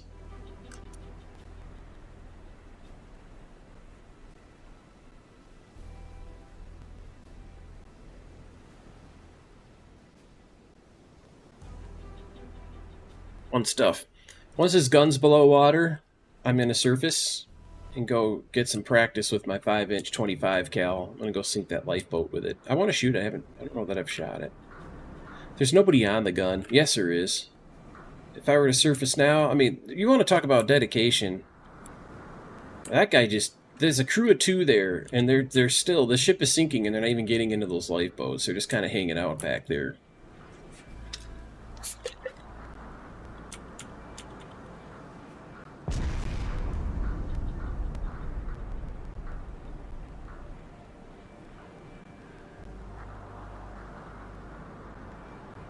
There they go.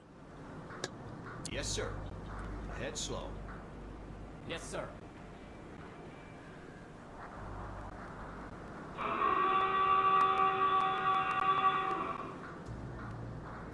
Let's blow ballast. Yes, sir. Rudder. Yes, sir. Can you imagine being in a lifeboat and all of a sudden, oh shit! Where'd the lifeboat go? There it is.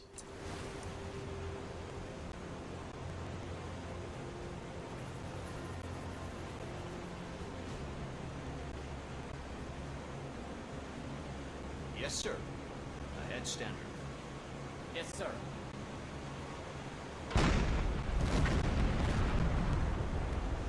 Enemy unit destroyed. That's a cool gun, man. Yes, sir. And it explodes. It's a lifeboat, and it's exploding. Oh, look at it. I think there's another lifeboat off to the right. Or is that the one that I got? I don't know. Let's go shoot at it.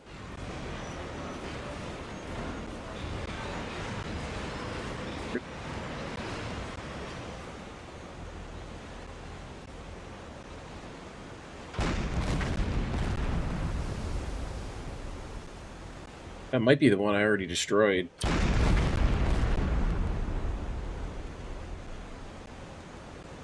This thing has these star shells. The star shells are interesting. If you're going to do a night attack, you fire off the star shell. I think that's what that is. Should be. How high up does that traverse? I thought that was a star shell. What is it? Let me hover the mouse. Anti-aircraft shell. Holy cow. This is a DP. This is a 5-inch 25 cal dual purpose. Can you imagine a plane coming at you and slamming them with that? How high can it traverse? So usually DPs go much higher than that. I bet you I can use that against fishing boats. I'll keep it loaded. Meanwhile, I'm going to go take credit for that lifeboat. I now have 20,370 tons and 6 victories. Just keeping the seas clean of the Japanese menace.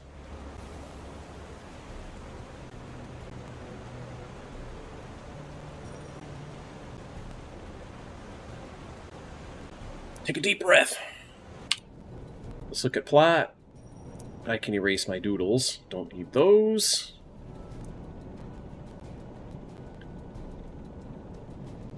Return to course. Make sure radar is running. Let's go find them.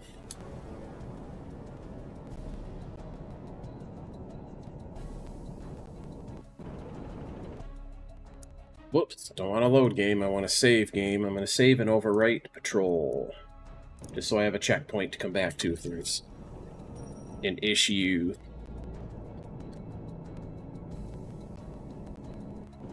Let's slow to 2/3 speed. I don't want standard speed. I use that speed to go chase down the... what do we got? Radar contact.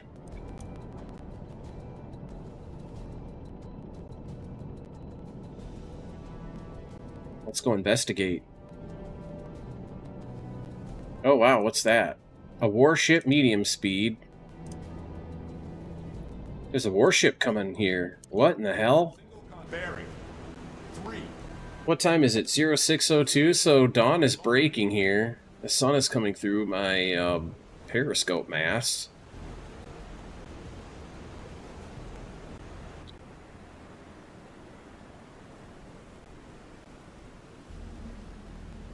Oh, there it is. So, there's 2 destroyers escorting that thing. You know what I should actually do is return to course. Just leave them be. Given the situation, if the seas weren't rough, I would have gone after him. I'm going to slow to 1/3 speed because this warship is actually converging with me to some extent. I'm watching him on radar. He obviously doesn't have a radar detector, or he would know that he's being beamed by an American radar. He's not reacting right now, so I don't think he knows.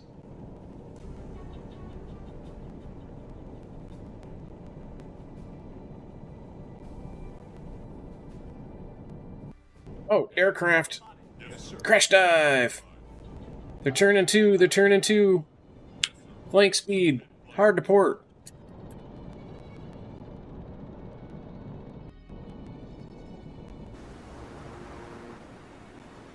See if they get me.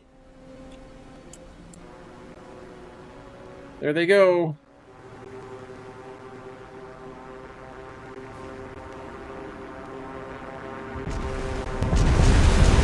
The one was on target. That's why I do save points. I don't... 8, 0. bad did they get me? What's the depth below keel? I can go plenty deep. 1, 0, 0. Usually those don't do much damage, though. They didn't. This little damage, next time I surface, it'll just be fixed. You want to look to see if you start seeing one of these compartments, where it says engine room, control room, conning tower, and so forth. You'll see it filling up with water, like a water glass. Not down here where the crew are, just up here where you see the green bars. These will start to fill up with water if you're flooding. You can click this damage icon. We are ready to insert the troops launch boat. What? It just crashed.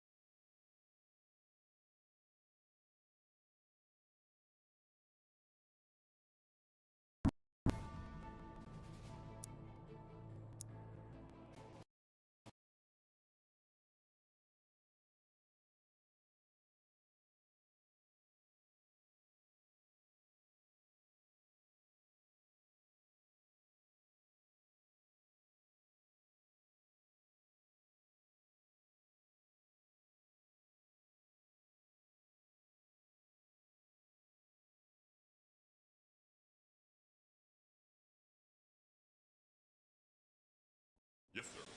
All stop. Yes, sir.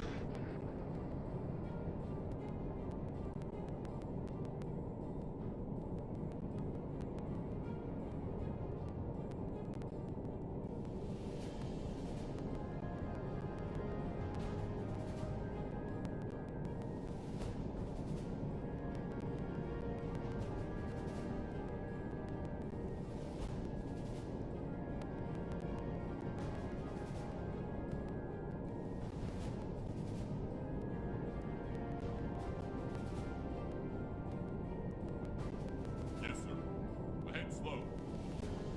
Yes, sir.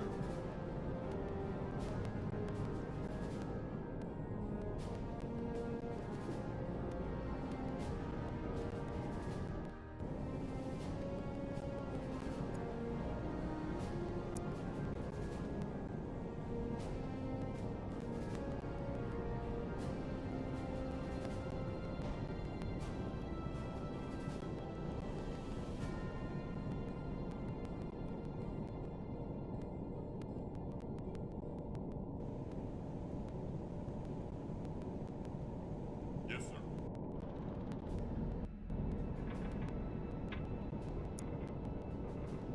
Yes, sir. Current speed 2. Yes, sir.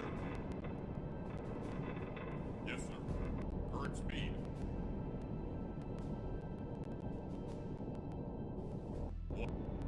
Yes, sir.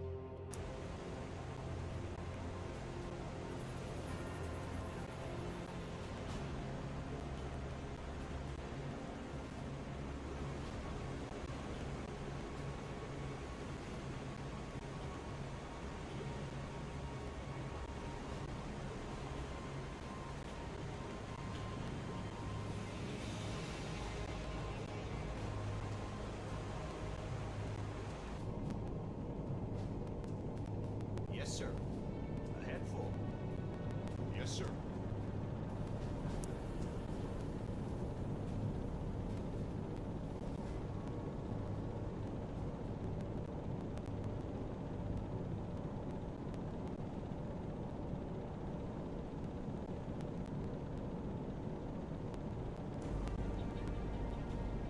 Yes, sir.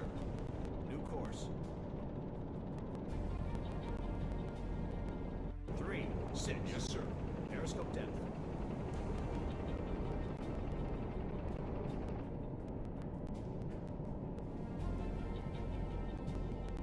Current depth 4, 0. Yes, sir. Yes, sir. Rig for solid running. Yes, sir.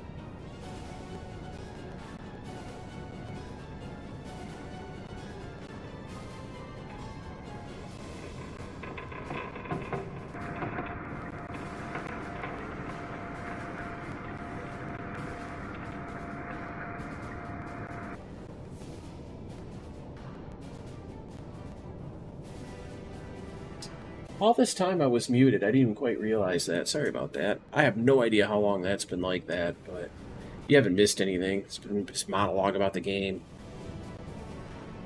What's happening here is there's 3 destroyers in this little task force. There's another destroyer coming up now. This one I might be able to attack because he's in formation.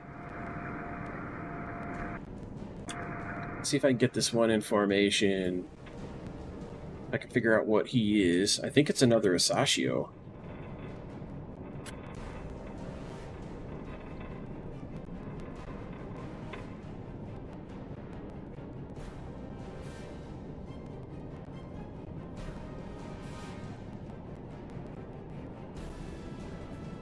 2 super firing guns rear? No. It's not a Sashio.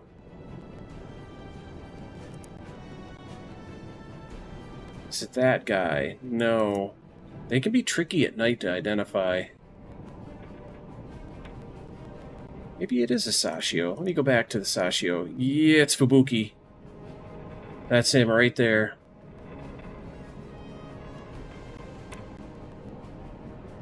This draft is 11 feet. We'll open tube 1. We'll put our depth at 8 feet on the torpedo.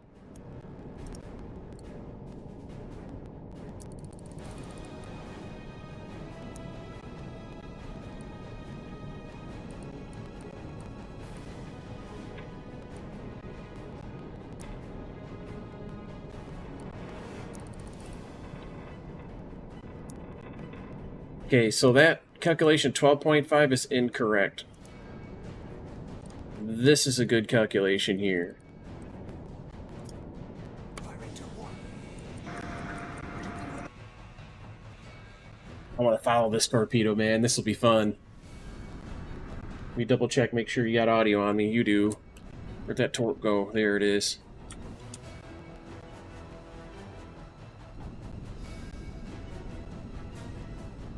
It's super, super fun to sink destroyers. I have fired way out ahead of him. Hope I got it right. I'll use a little time compression here.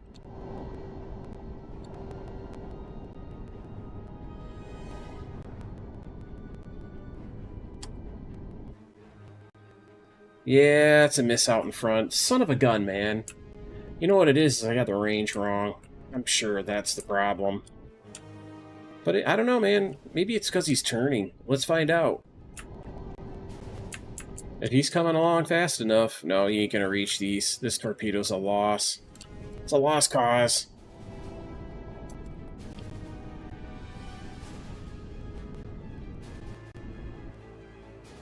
Well...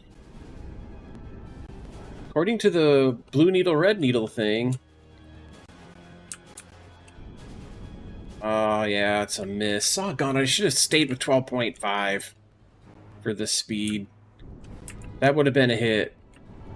Anyway, it was worth firing away one of these torpedoes.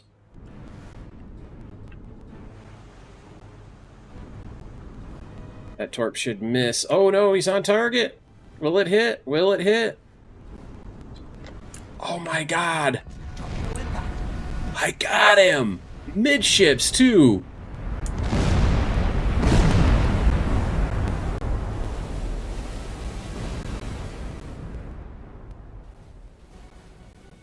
That's a good kill. You know what? They're gonna be pissed. That sub chaser out there, he's gonna start turning and looking.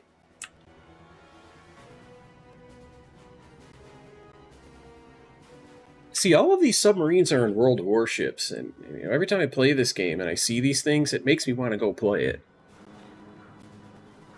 It's fun stuff. There she goes. Into the murk. Still signaling away.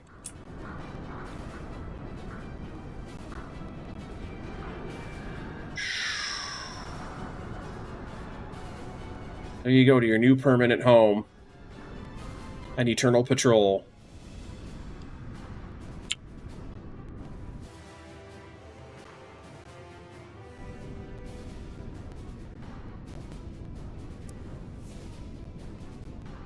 Well, that's quite... Oh, Shiratsuyu! Wow. I misidentified it and still computed the solution correctly. Let's chalk it up, man.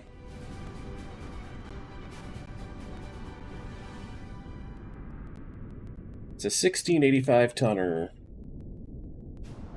Gives me a new tonnage of 22,054. That's my 7th victory.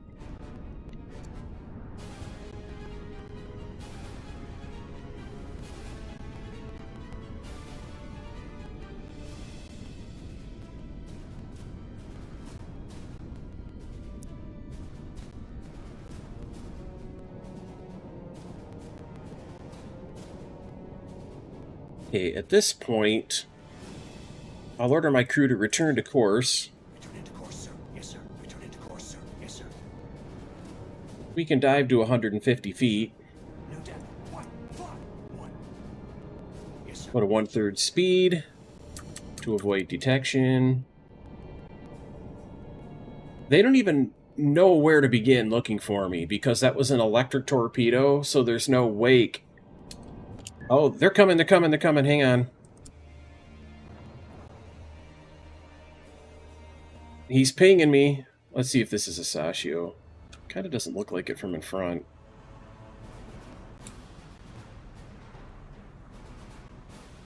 No.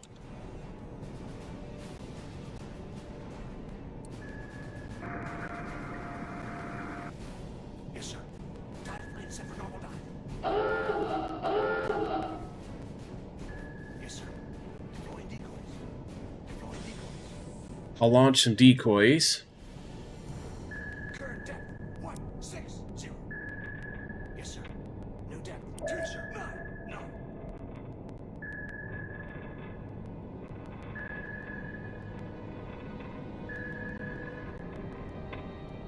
Current depth 180. How did they know to come over here, though?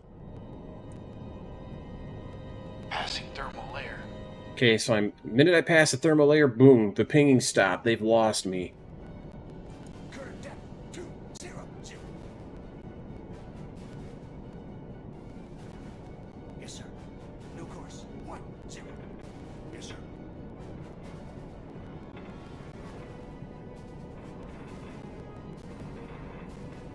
Alright, so we'll use time compression.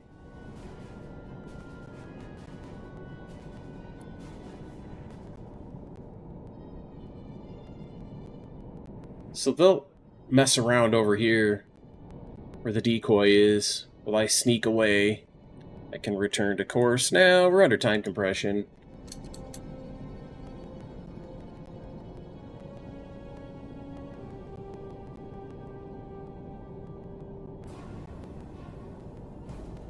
We'll erase my doodles. At 0442 hours, it's still very, very dark out. But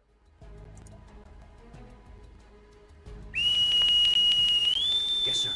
Relieve the war battle stations. Yes, sir. we can start reloading torpedoes. Wish I could go like that, but you can't. I don't have any aft reserves. This is fun, man. I gotta watch the time watch. Before you know it, it'll be 3 o'clock in the morning. That always happens to me.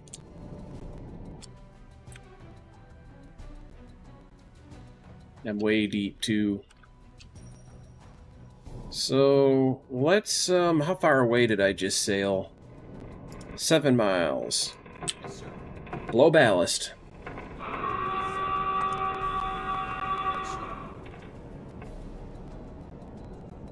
Let's go to the surface. Recharge batteries.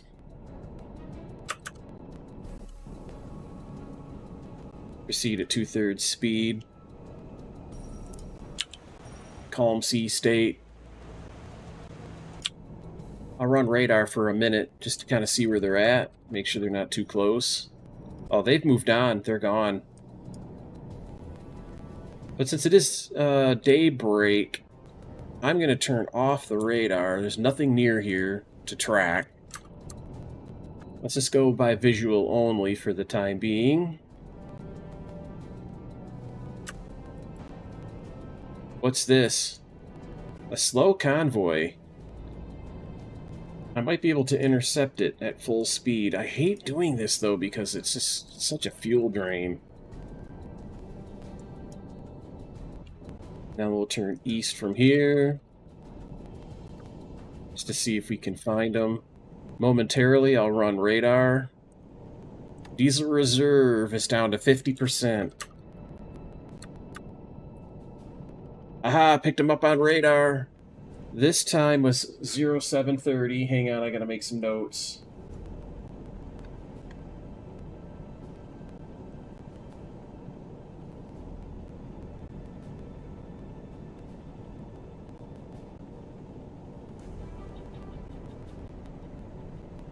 We gotta put a mark on it.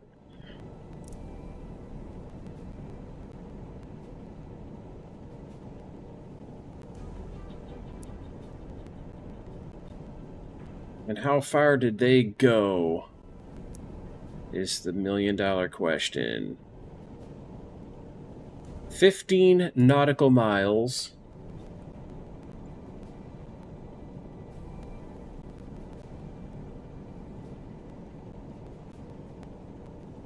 And the time now is 10:41 hours. That time difference is 3 hours and 11 minutes? Does that make sense?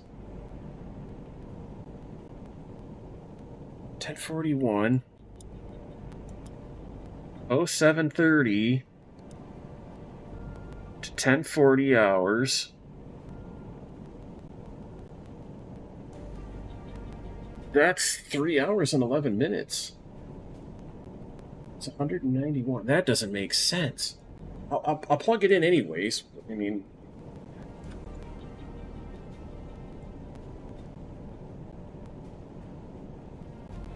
You know how slow that's going to be? 15 nautical miles. Well, it's basically 191 minutes. That's 4.7 knots. So they could be doing 5 knots. Gotta hate it when you scuffle the mouse like that. It just scrolls. Who would ever want to do that? Why even put that in the user interface of the game? To scroll around a map like this. Nobody's ever going to do that. Nobody. I'm telling you, man, designers from back in the day, God, they might even be only going 4 knots.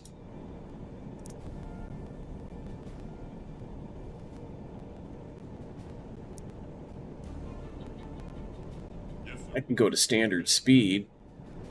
Yes, sir. Yes, sir. New course, 7-8. Why did it just do that? That's not even the tool that I'm trying to click. You have to, like, click and wait. As in, wait 5 minutes for it to figure out what you actually clicked on. Because if you move the mouse in that time, all bets are off. It's ridiculous. Literally, it's ridiculous. Alright, good. We're good to go here. 3 destroyers. Looks like 6 ships. Probably not that good of a convoy, but it's slow. It's going to be easy to set up. Sea state, still calm.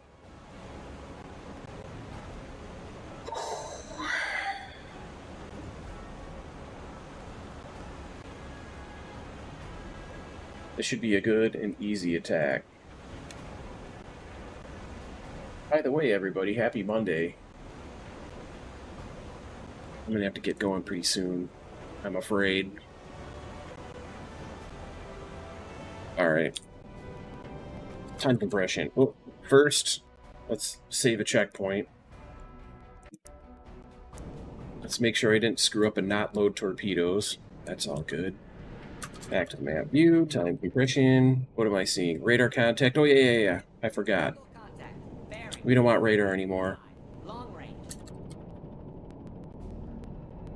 Doing triple their speed. I'll be in position real easy before they get here.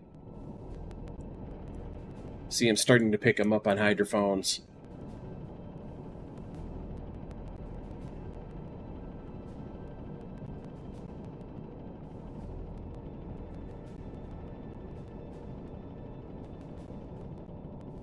Periscope depth, 1/3 speed. I'm gonna order all stop here. Do time compression. I'm observing the sound contacts on those destroyers.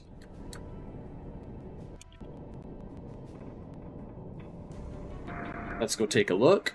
By the way, before I do that, I know that their speed is probably 4.5, 5 knots. I'll plug in 5. And they're probably going to be 60 degrees off of their port bow at a time when they're 30 degrees off of my starboard. And they'll probably be about 2,000 yards away. So this is the firing solution. I just want the torpedo bearing transmitter all ready to go for when I do get them into periscope range, visual range, I should say. They're still too far away. I don't need to go look right now. Hang on a minute. Alright. At this point, rig for silent running. Rig for silent running. Yes, sir. Let's put the crew on high alert.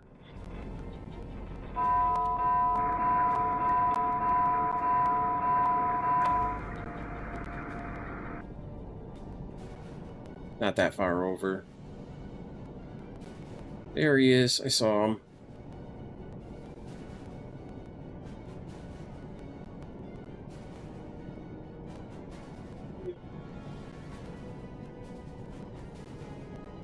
I don't see the other ships, and he's 20 degrees off of my starboard bow.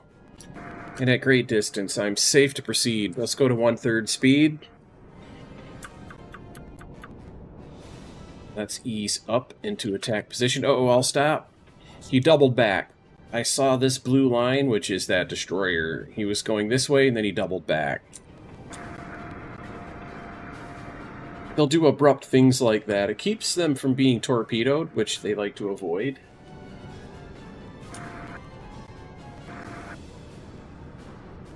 And he's going to the far side of the formation. I don't see them yet, though. There's a little bit of a haze out there, meteorologically. Since he is going the other way. Oh! 1/3 speed. I'm on time compression, but I'm not moving. Contact. Warship. Moving away. See, the troublesome thing here for me is I'm monitoring this sound contact. This destroyer's coming straight at me, and this destroyer, I'm getting close to him. I mean, let's go pop the periscope up and take a look.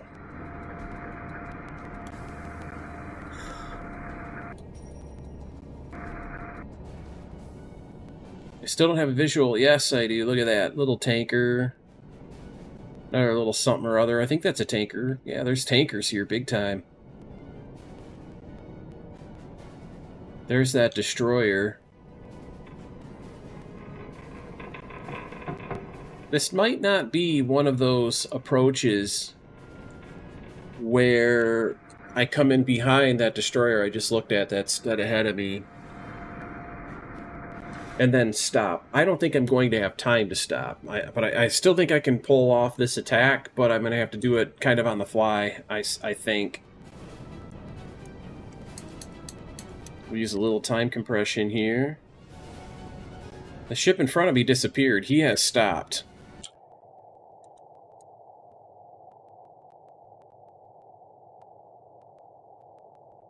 He stopped. He has stopped. Let's go take a look.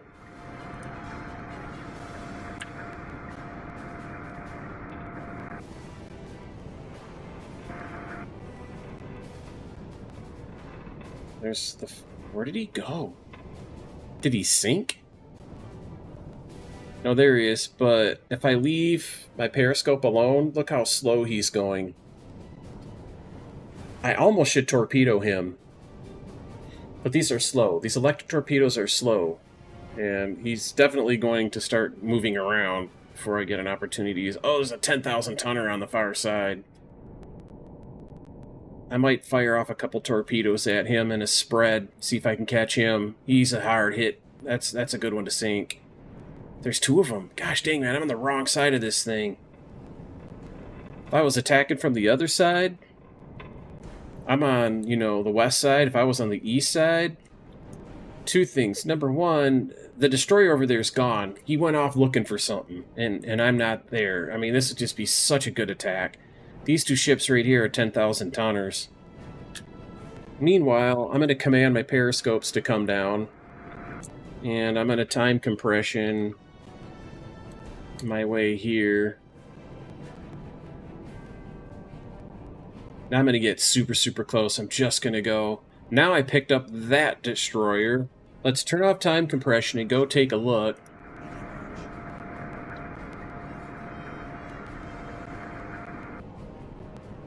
That destroyer's going slow. This destroyer behind me is kind of tracking out and away from me, so that leaves me a lot more options here. Yeah, we're gonna definitely do this.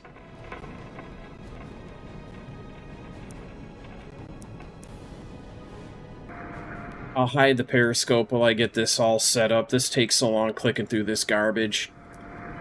That's the one I want. Okay. There are 2 ships of this type out there, so I'm going to mark them both. Oh, don't go up that far. You want to go up kind of the minimum. So I got that tanker marked. And that tanker marked. Alright, so there's 2 large tankers. Their draft is 28.2 feet. Open tubes 1 through 4. And we're going to set their running depth nice and deep. Just go down to 24 feet. These things are what, 28 plus? Yeah, 28.2. So we're going to go to 24 feet. On tubes 1 through 4. So I hit these things nice and deep.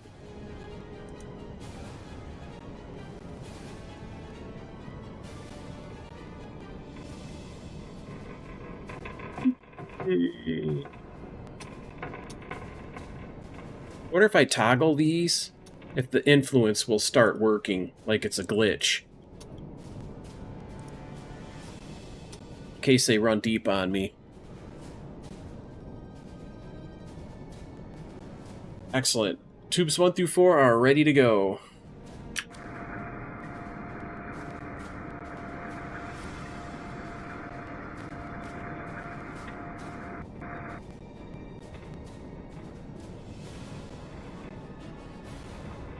What speed did I have them at? 4.7. Alright, so given that's the case, I'll tuck this just inside of 5. That's probably going to be about right. And then we'll start computing to verify. God, he's 2,200 yards out. Probably about 78 or 79 degrees on his port bow. Now that I have the torpedo bearing transmitter making computations. That's the right. I'm on the money, dude. My gyro angle didn't budge. We'll do one more calculation against him.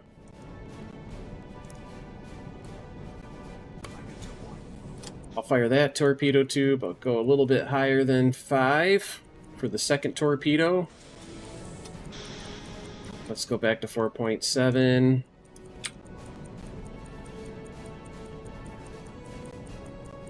Look how close that guy is. I might open up a tube and fire at him.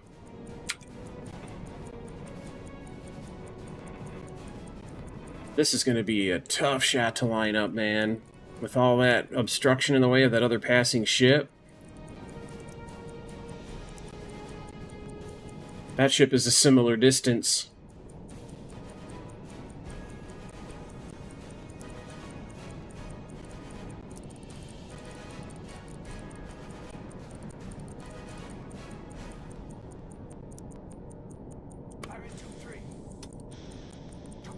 Dang it all. I hope I didn't screw up the range on that. I'm going to go a little bit faster on the speed here.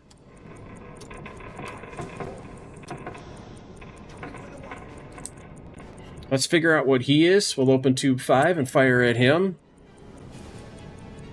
If I can figure out what he is. That guy right there. Draft is 15. We'll have this run at 9 feet. We'll start making calculations on him. He's within 300 yards. Oh my goodness.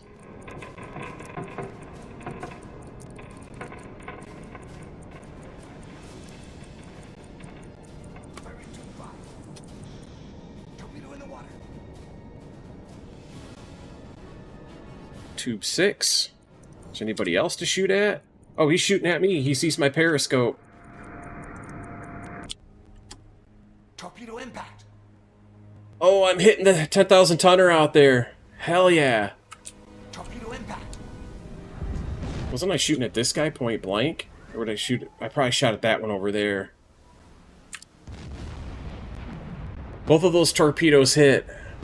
Ooh, that's the sweet sound of success. There's 2 more torpedoes going for this guy. See if we can find him. Here's the ship. Torpedoes will be coming from this a ways.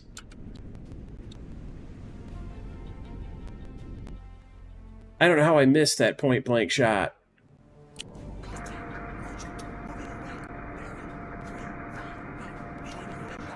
Torpedo impact! I'm getting him! Where? Which one did I hit? I heard the explosion. Torpedo impact. Did I fire at the same one twice? I bet you I screwed up and fired at the same guy twice, getting confused. God, gotta be shitting me. I guarantee you that's what I did. That's so embarrassing. No big deal. No big deal at all. We'll go to 24 feet of depth on this one, if it'll let me do it.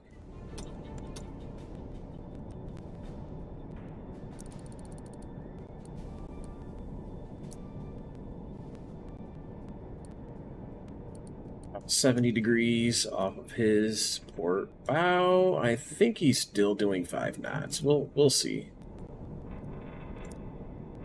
He may have stopped. He looks like he's going very slow. Damn it. Get that going. There's time pressure. Those destroyers are coming, man. You can't screw around. How fast does this thing it's going? 4 knots is actually probably right. They almost always slow down after other ships in their formation get hit. He might be doing slower than 4. Because I just saw it jump. This little white arrow over here, my gyro angle, if you've got the speed wrong, the next time you go to make a measurement, it might jump on you. And when it does that, 4 knots is correct. Torpedo in the water. Let's take a look around, see what's going on around me. That destroyer's coming hell's bells. Pretty much know where I'm at. That one's coming at me from the left.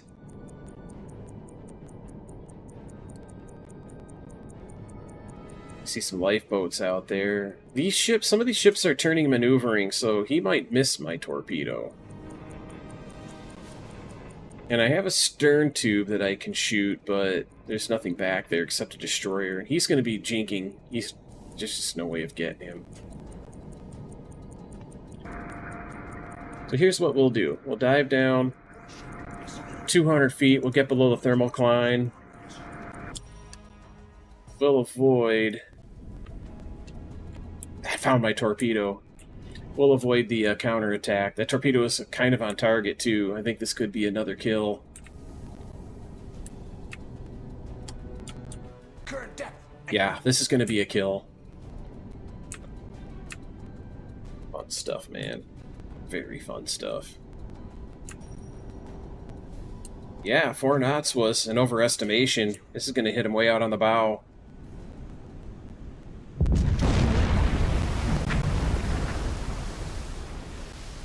So I got the bow burning. Come on, man. Set the fuel on fire.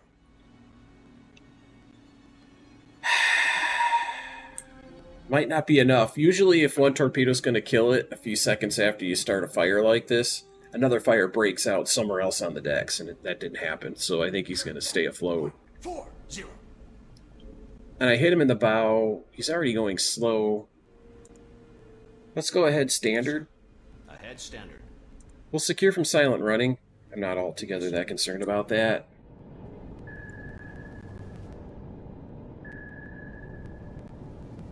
Current depth 160. Yes, sir. No course 60. Deploying decoys. Yes, sir. Pop out decoys.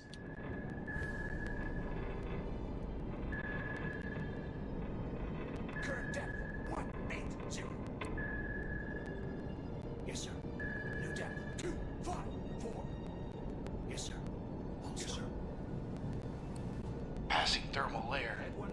Man, the thermal layer is deep in this spot. Current depth 200.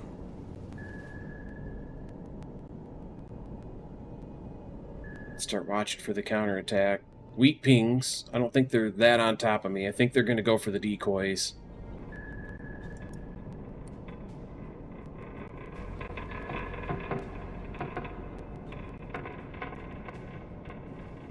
See, I've secured from silent running, so they're kind of hearing me reload these torps. That's not that important. Let's go back to silent running. They're hearing all that noise.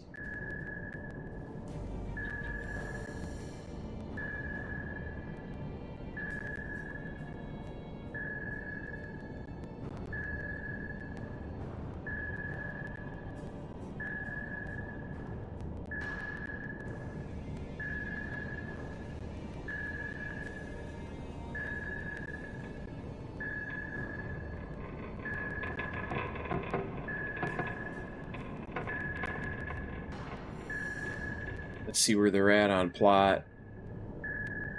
The guy that's that close is probably this guy that's on my left.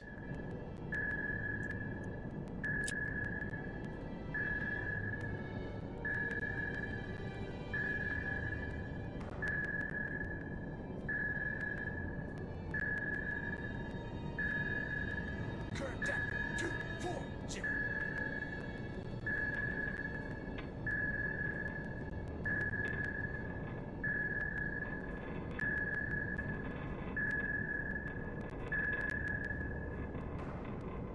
Is he beginning his run?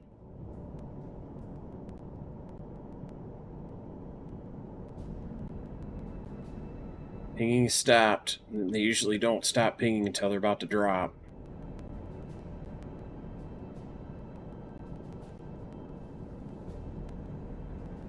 So he's behind to the left.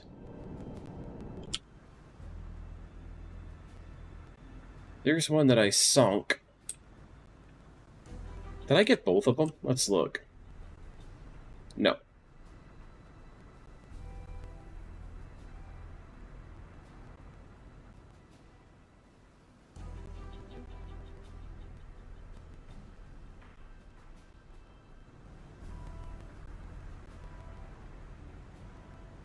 There it goes. It just gave me credit for it.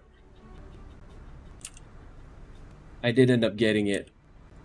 See, they considered him alive. That was weird.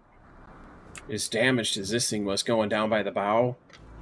The stern's still afloat. Look at that. It just... no damage back there. You know, there's a lot of air trapped.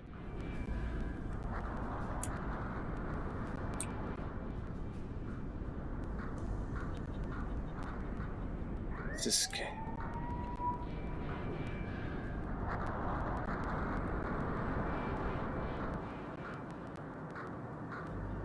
There's still guys on these guns.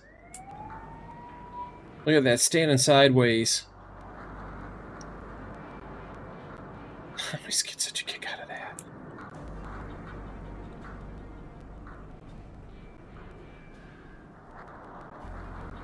I'll log my 2 kills.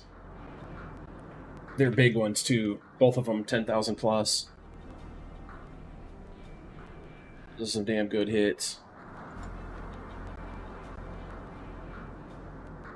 Okay, let's do some calculating.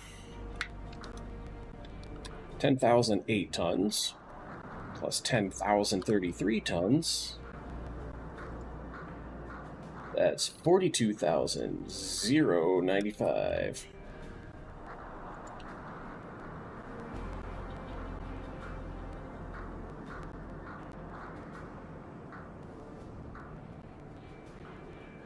$42,095. That's pretty decent. It refuses to sink. And then there's guys on deck still. I'm not paused. That ship is just... It gave me the kill. It's a dead ship. It's sunk.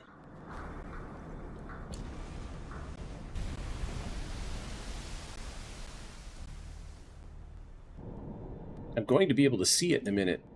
With my observation periscope.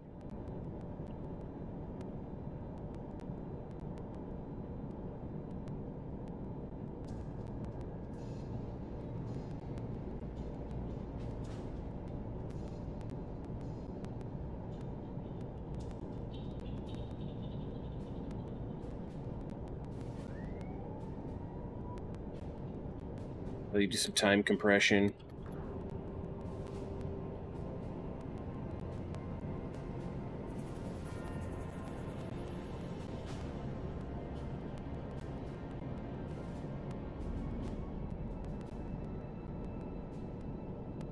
You know what? Let me pause time compression here for a minute.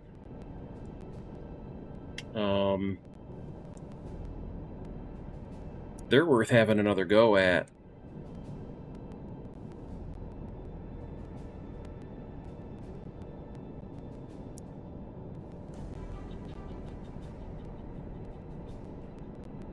I need to get outside of probably about 8 miles. Get about that far away, I can surface. The other thing that I don't know about what's going on the surface, by the way, is if they've called an aircraft. In this location, land-based aircraft will show up. And I'll surface, and there'll be 20 planes, you know, patrolling, trying to figure out where the submarine is. Try to spot you trying to surface. Yes, sir. Yes, sir. Yes, sir.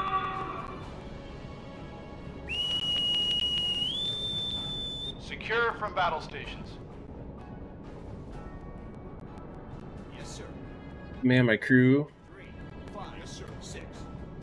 go north. Hobwild, what you been up to? Hobwild, what are you... Oh yeah, you are kind of a night owl, aren't you? Good evening to you. What have you been up to? Zombies? Season 3 zombies? All the new stuff? Tube 1 ready, sir. Tube 1 ready. Tube 2 is reloading. I need these reloaded. And then, I'm going to do this. I'm going to turn on the radar.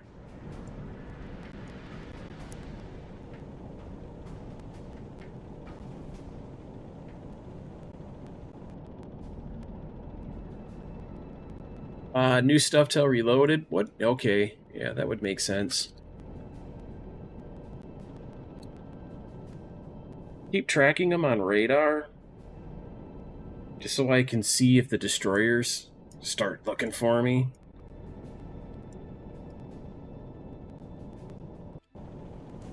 Be correct. Plot. Plot is a little bit off. That's probably pretty accurate. I'm going to get up here, and then I'm going to get within about, 2.5 miles. Alright, at this point, I know where they are, I know where I'm going. I'll turn off the radar. Zoom out ahead of them.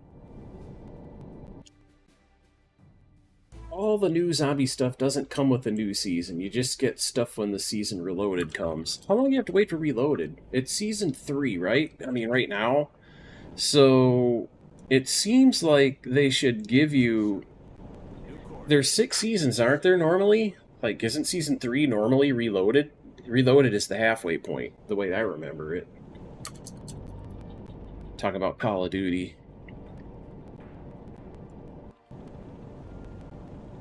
I will briefly use the radar. I need to be able to see the oscilloscope.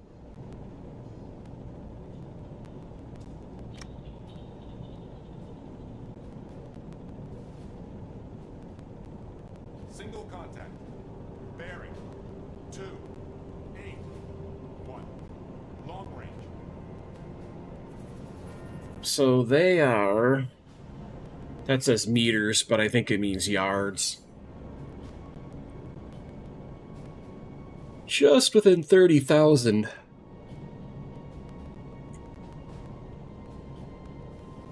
50 nautical miles, that's a long ways.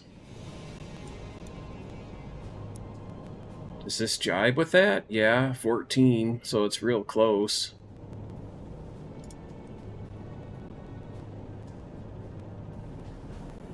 God, plot's wrong again.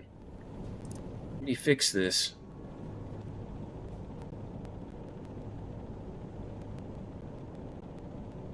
That's probably real accurate given the fact that they're zigzagging. Let's go to periscope depth. Periscope depth. Let's see how close I am to their projected path. Oh, we're in good time. We'll be within 1.5 miles. That's good enough.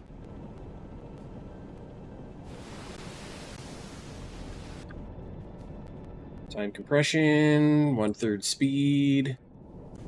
I'll stop. Let's wait till they start to get close. Let me save game attack. So I have a checkpoint to go back to if this goes pear-shaped.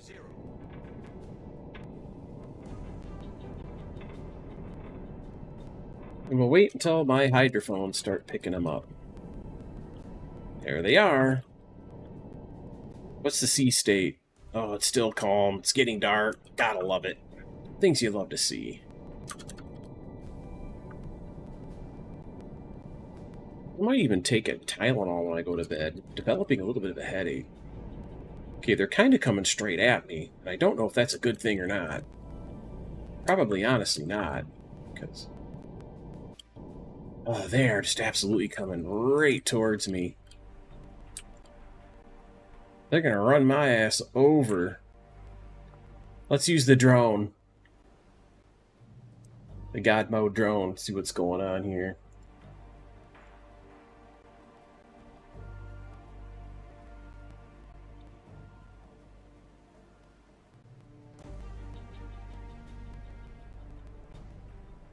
None of these are really valuable targets necessarily, but, you know, once they get close enough, I'll avoid getting run over, and I'll use what torpedoes I have. 2 in front, 3 in rear.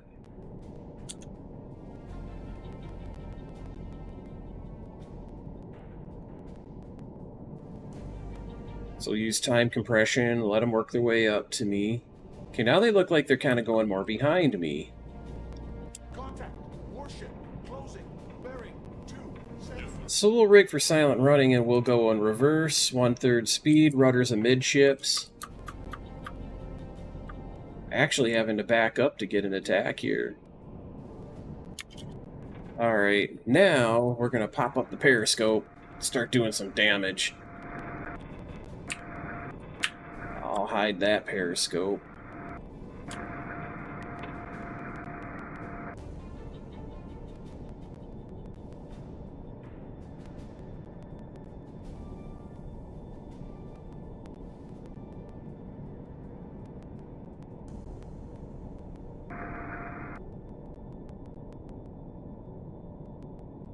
Let's see what we got out there, guys.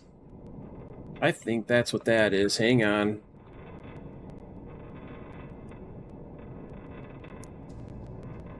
That is what that is. 15-foot draft, okay. What's the next one?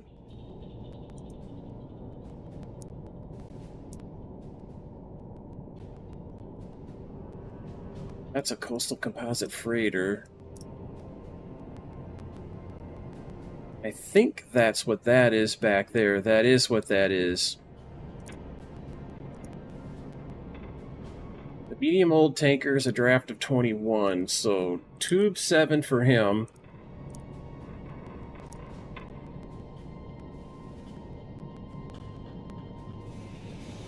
About 14 feet of depth on that.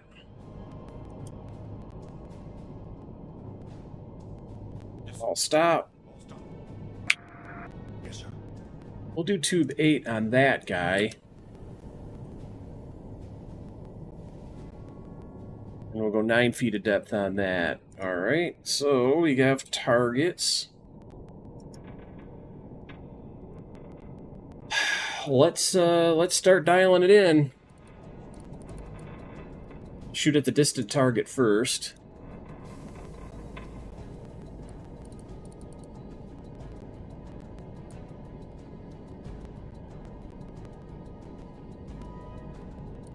Going to assume they're still going, 4.5 to 5 knots.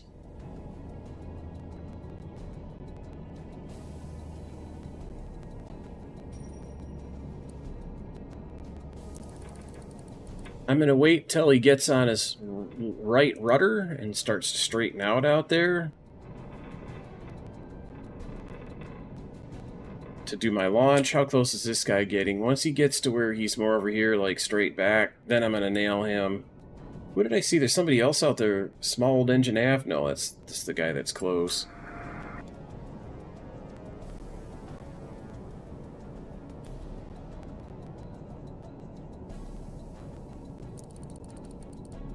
And let's see if this jumps. It does. I just don't have him calculated right.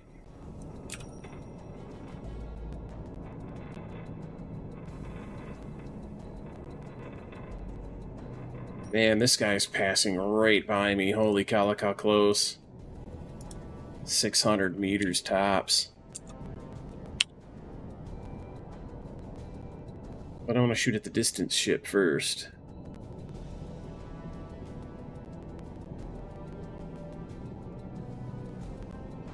Make sure I know where the destroyers are. Where is he anyways? He's pretty distant, so I'm not too worried about it. That would be a nice target to hit.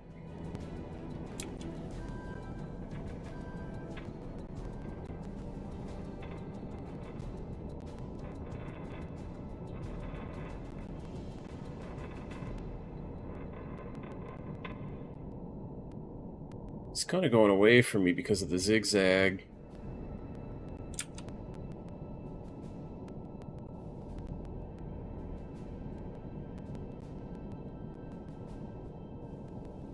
Well, not exactly sure how to compute this shot. Oh, I'm getting pinged already. You're kidding me.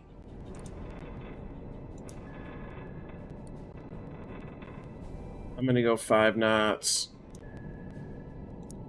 Oh, that's not good.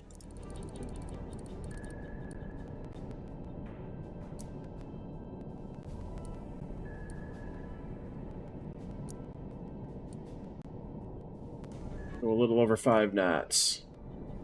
Just fine-tuning my shot.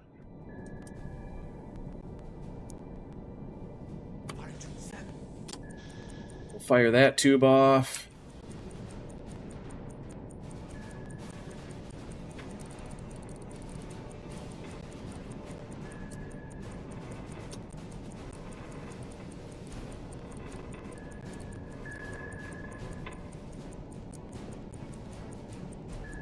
I think I've got him.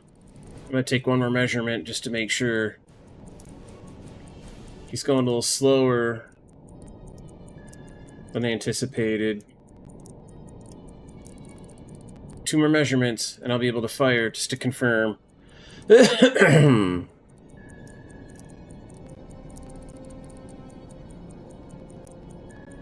He's going slightly slower than that. Contact. Warship.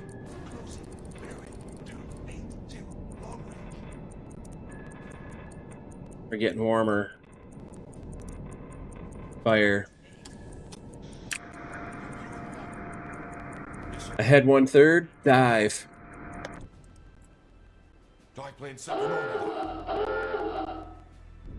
I'll watch this near torpedo if I can find it. I think I just saw it. There it is. It's sort of on target-ish.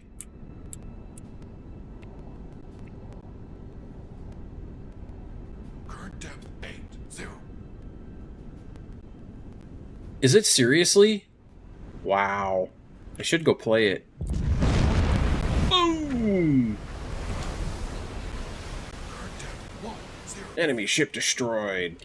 I do have a torpedo headed for this guy that should be about on target.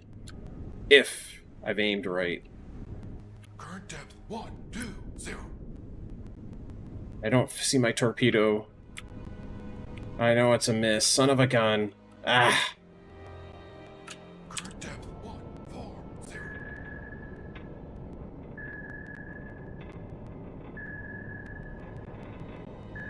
Yes, sir. New depth 303. Current depth 160.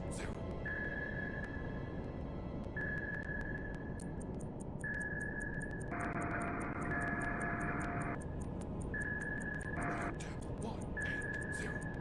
Yes, sir. Deploying to yes, sir. Passing thermal layer. I dropped decoys right at the thermal layer.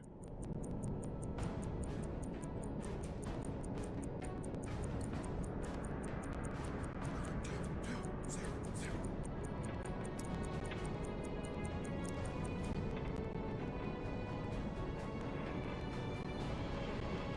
These are some little Rudy Poot ships for me to be messing around with when they've got pretty effective destroyer escort. I'm below the thermal layer and they're pinging the snot out of me.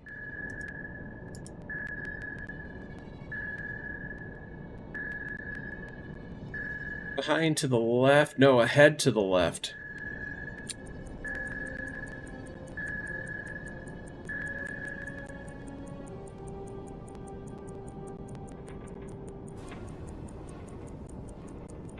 Current depth 240. Looking to see if I can see the shadow of that ship through the water. There's his searchlight. He gave himself away with that. Oh, there he is.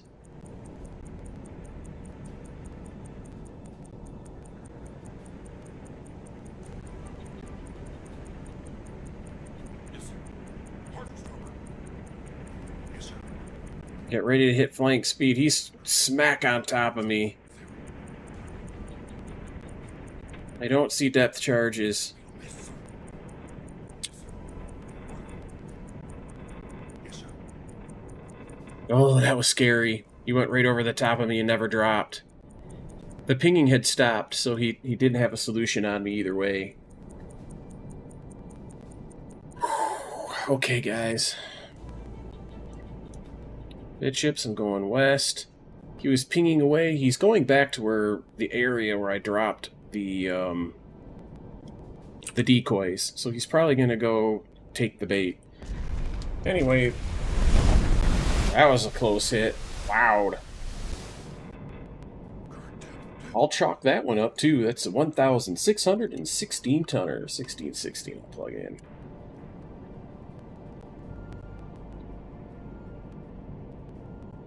Brings me up to 43,711 tons.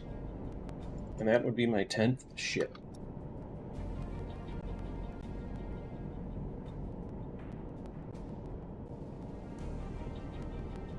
Man, he's been having a rough time of it. My friend Cameron.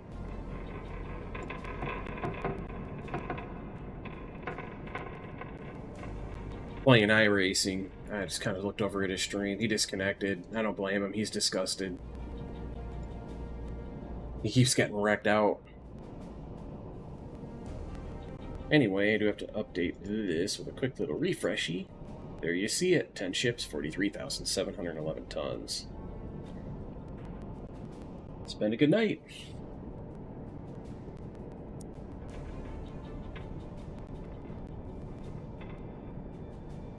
I'll do time compression as I slink away in the murk.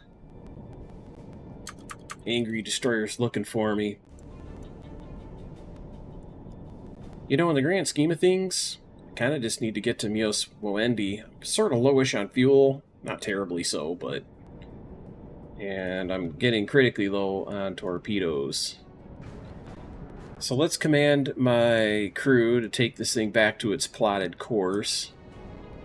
We'll leave the scene of this crime. I've tormented that formation long enough. Have I watched the Fallout series on Prime? No, I have not. Fallout? It seems like I have a note for that. Let me look. putting away. Bearing 149. Log. Yeah, I have a note for that. It's not a bad idea if it's on Prime. Maybe I'll go check it out. Do you remember... I mean, you're Canadian, so you probably know Kiefer Sutherland. He was born in England, he lived there for 3 years, and then he moved to Canada. So he's Dominion material, but he also did a TV series called 24. There were 9 seasons of it, plus kind of like a TV movie, maybe an hour and a half long, called Redemption. And I own it all. And I just watched it from season 1 through, I think it's after season 6 you watch Redemption, and then you go through season 9. I watched the whole thing, man, cover to cover. It took me, I don't know, a month and a half to do that, watching many, many episodes a night. There's so many episodes, and they're all so good. It's such good television, but now that I'm done with that, I literally finished watching that last night, so, maybe I'll jump over to Prime and watch Prime. There's some other stuff that I've been watching on Apple TV. So I'm not out of options, but I like binge watching. I don't even have a Netflix account anymore because I just don't watch that much. I own DVDs and Blu-rays and so on and so forth for so many different things that I don't even really need that. Let's surface the boat. I want to make sure I don't have this thing silent running. I'm sure I don't. I did.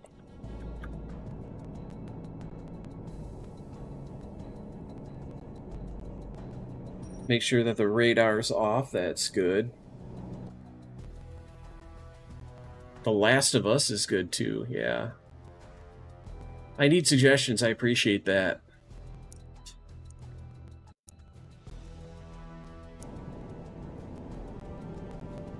It's not that I'm done watching 24. What am I going to watch? Rough Seas. Low on fuel, low on torpedoes. I'm not low on fuel, but if I take damage, you could be in trouble. Because one of the things that can happen when you take damage, you can spring a leak of your fuel. And then suddenly you go from having kind of enough to get home to not having enough to go home. So...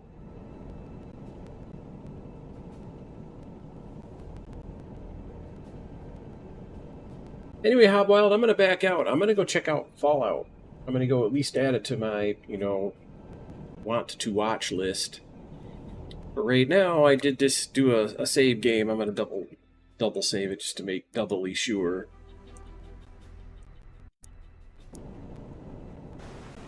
But it's Monday already. Shogun, Last of Us, Jack Ryan. Noted. In fact, to make things easy, I'll just cut and paste that into my little notepad. You might not have good taste in games, but you do have good taste in TV. I'm just busting your balls, man. I'll tell you what, man, I've had fun tonight. It's been a good night. A 3-hour stream. I expected to stream for 2 hours, but with this game, I start getting into it, and it just snowballs, and I just end up having a lot of fun. But I got to get going. It's a work week. It's time. Can't avoid it forever. Talladega. iRacing is going to Talladega this week, so my plan is to maybe during the day tomorrow, I might run out there and check on my Talladega setup, which is superb. I got such a good setup for Talladega. And I might tinker with it a little bit in the day for a brief little daytime stream. When I take a break, I'll work. I'll take a little break and come stream for a little bit. And I'm not sure how things are going to go Monday night. I do plan on streaming. Right now, I've got myself tentatively scheduled, as every day is tentative, to come back and play some more Silent Hunter at 8 o'clock. It might be as late as 10 Eastern Time. So, that's that. How about you have a good night? All the rest of you, so I hope you guys have a great night. Sleep well. Have a good week coming up here. And hopefully we'll see you online tomorrow, man. Have a good night, everybody. Bye-bye.